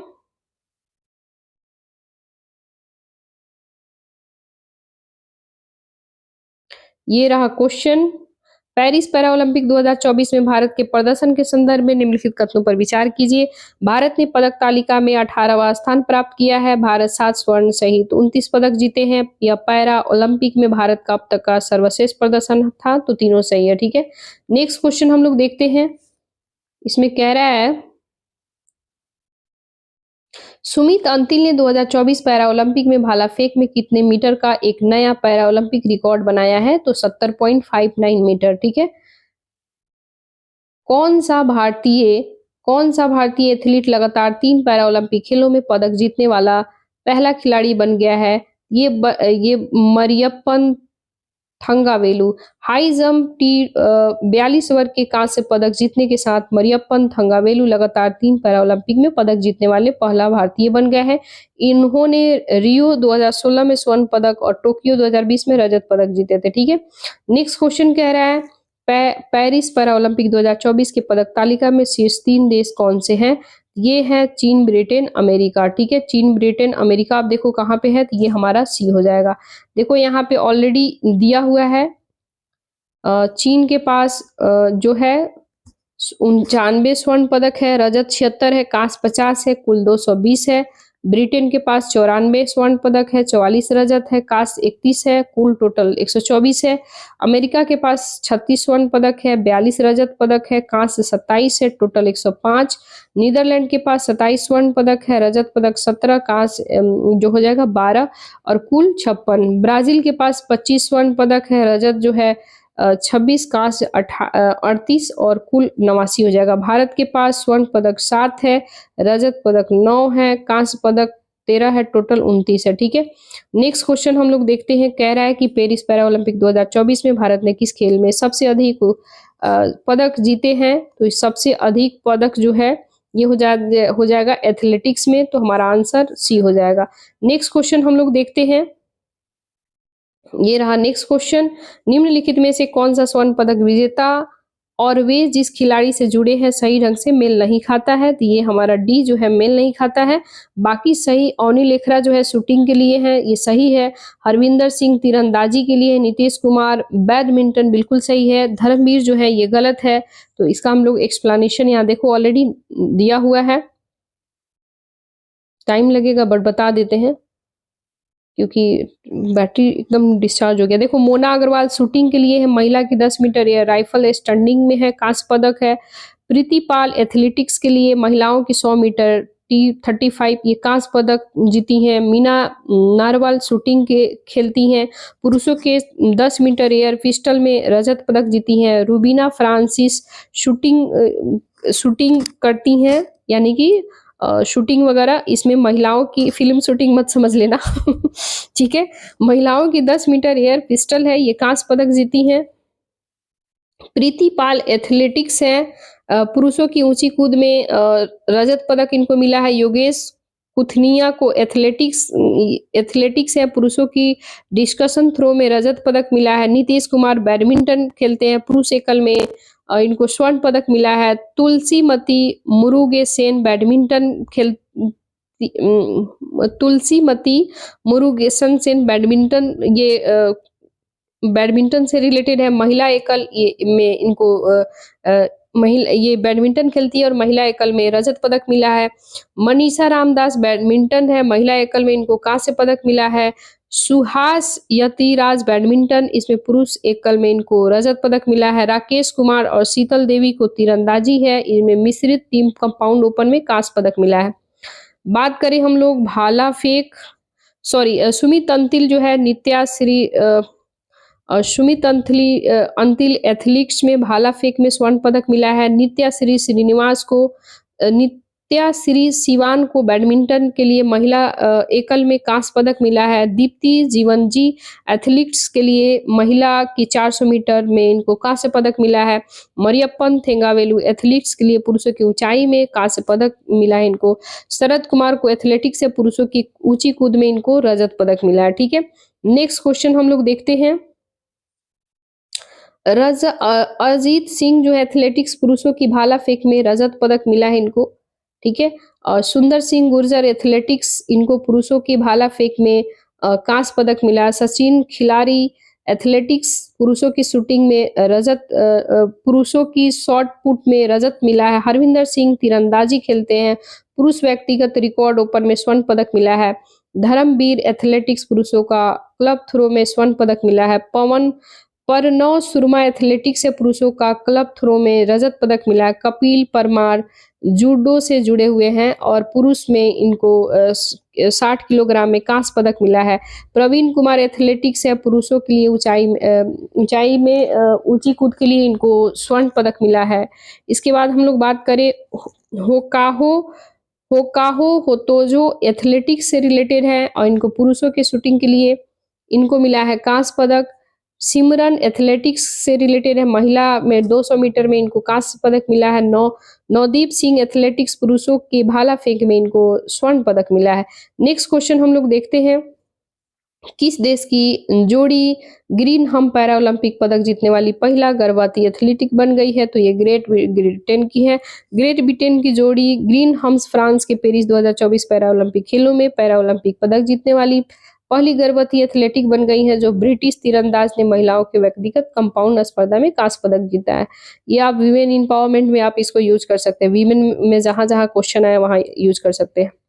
नेक्स्ट क्वेश्चन है, कह रहा है कि मात्र 17 वर्ष की आयु में भारत की सबसे युवा पैरा ओलंपिक पदक विजेता बनकर इतिहास रचने वाली तथा कुछ समय के लिए विश्व रिकॉर्ड बनाने वाली शीतल देवी हैं। ठीक है, खेलों में 549 स्वर्ण पदक विजेता में प्रथम और अंतिम डच साइकिलिस्ट कैरोलिन ग्रूट और ईरानी पावर लिफ्टर अहमद अमीन जादे हैं। ठीक है, पैरा ओलंपिक स्वर्ण पदक जीतने वाले पहले भारतीय तीरंदाज बने हैं हरविंदर सिंह। पैरा ओलंपिक खेलों में स्वर्ण पदक जीतने वाले पहली भारतीय महिला कौन बनी है? तो अवनी लेखारा। ठीक है, इतना सारा गाइज आपका क्वेश्चन रहा, कंप्लीट हो गया। टोटल हम लोग A to Z हम लोग कवर कर लिए हैं सारा क्वेश्चन।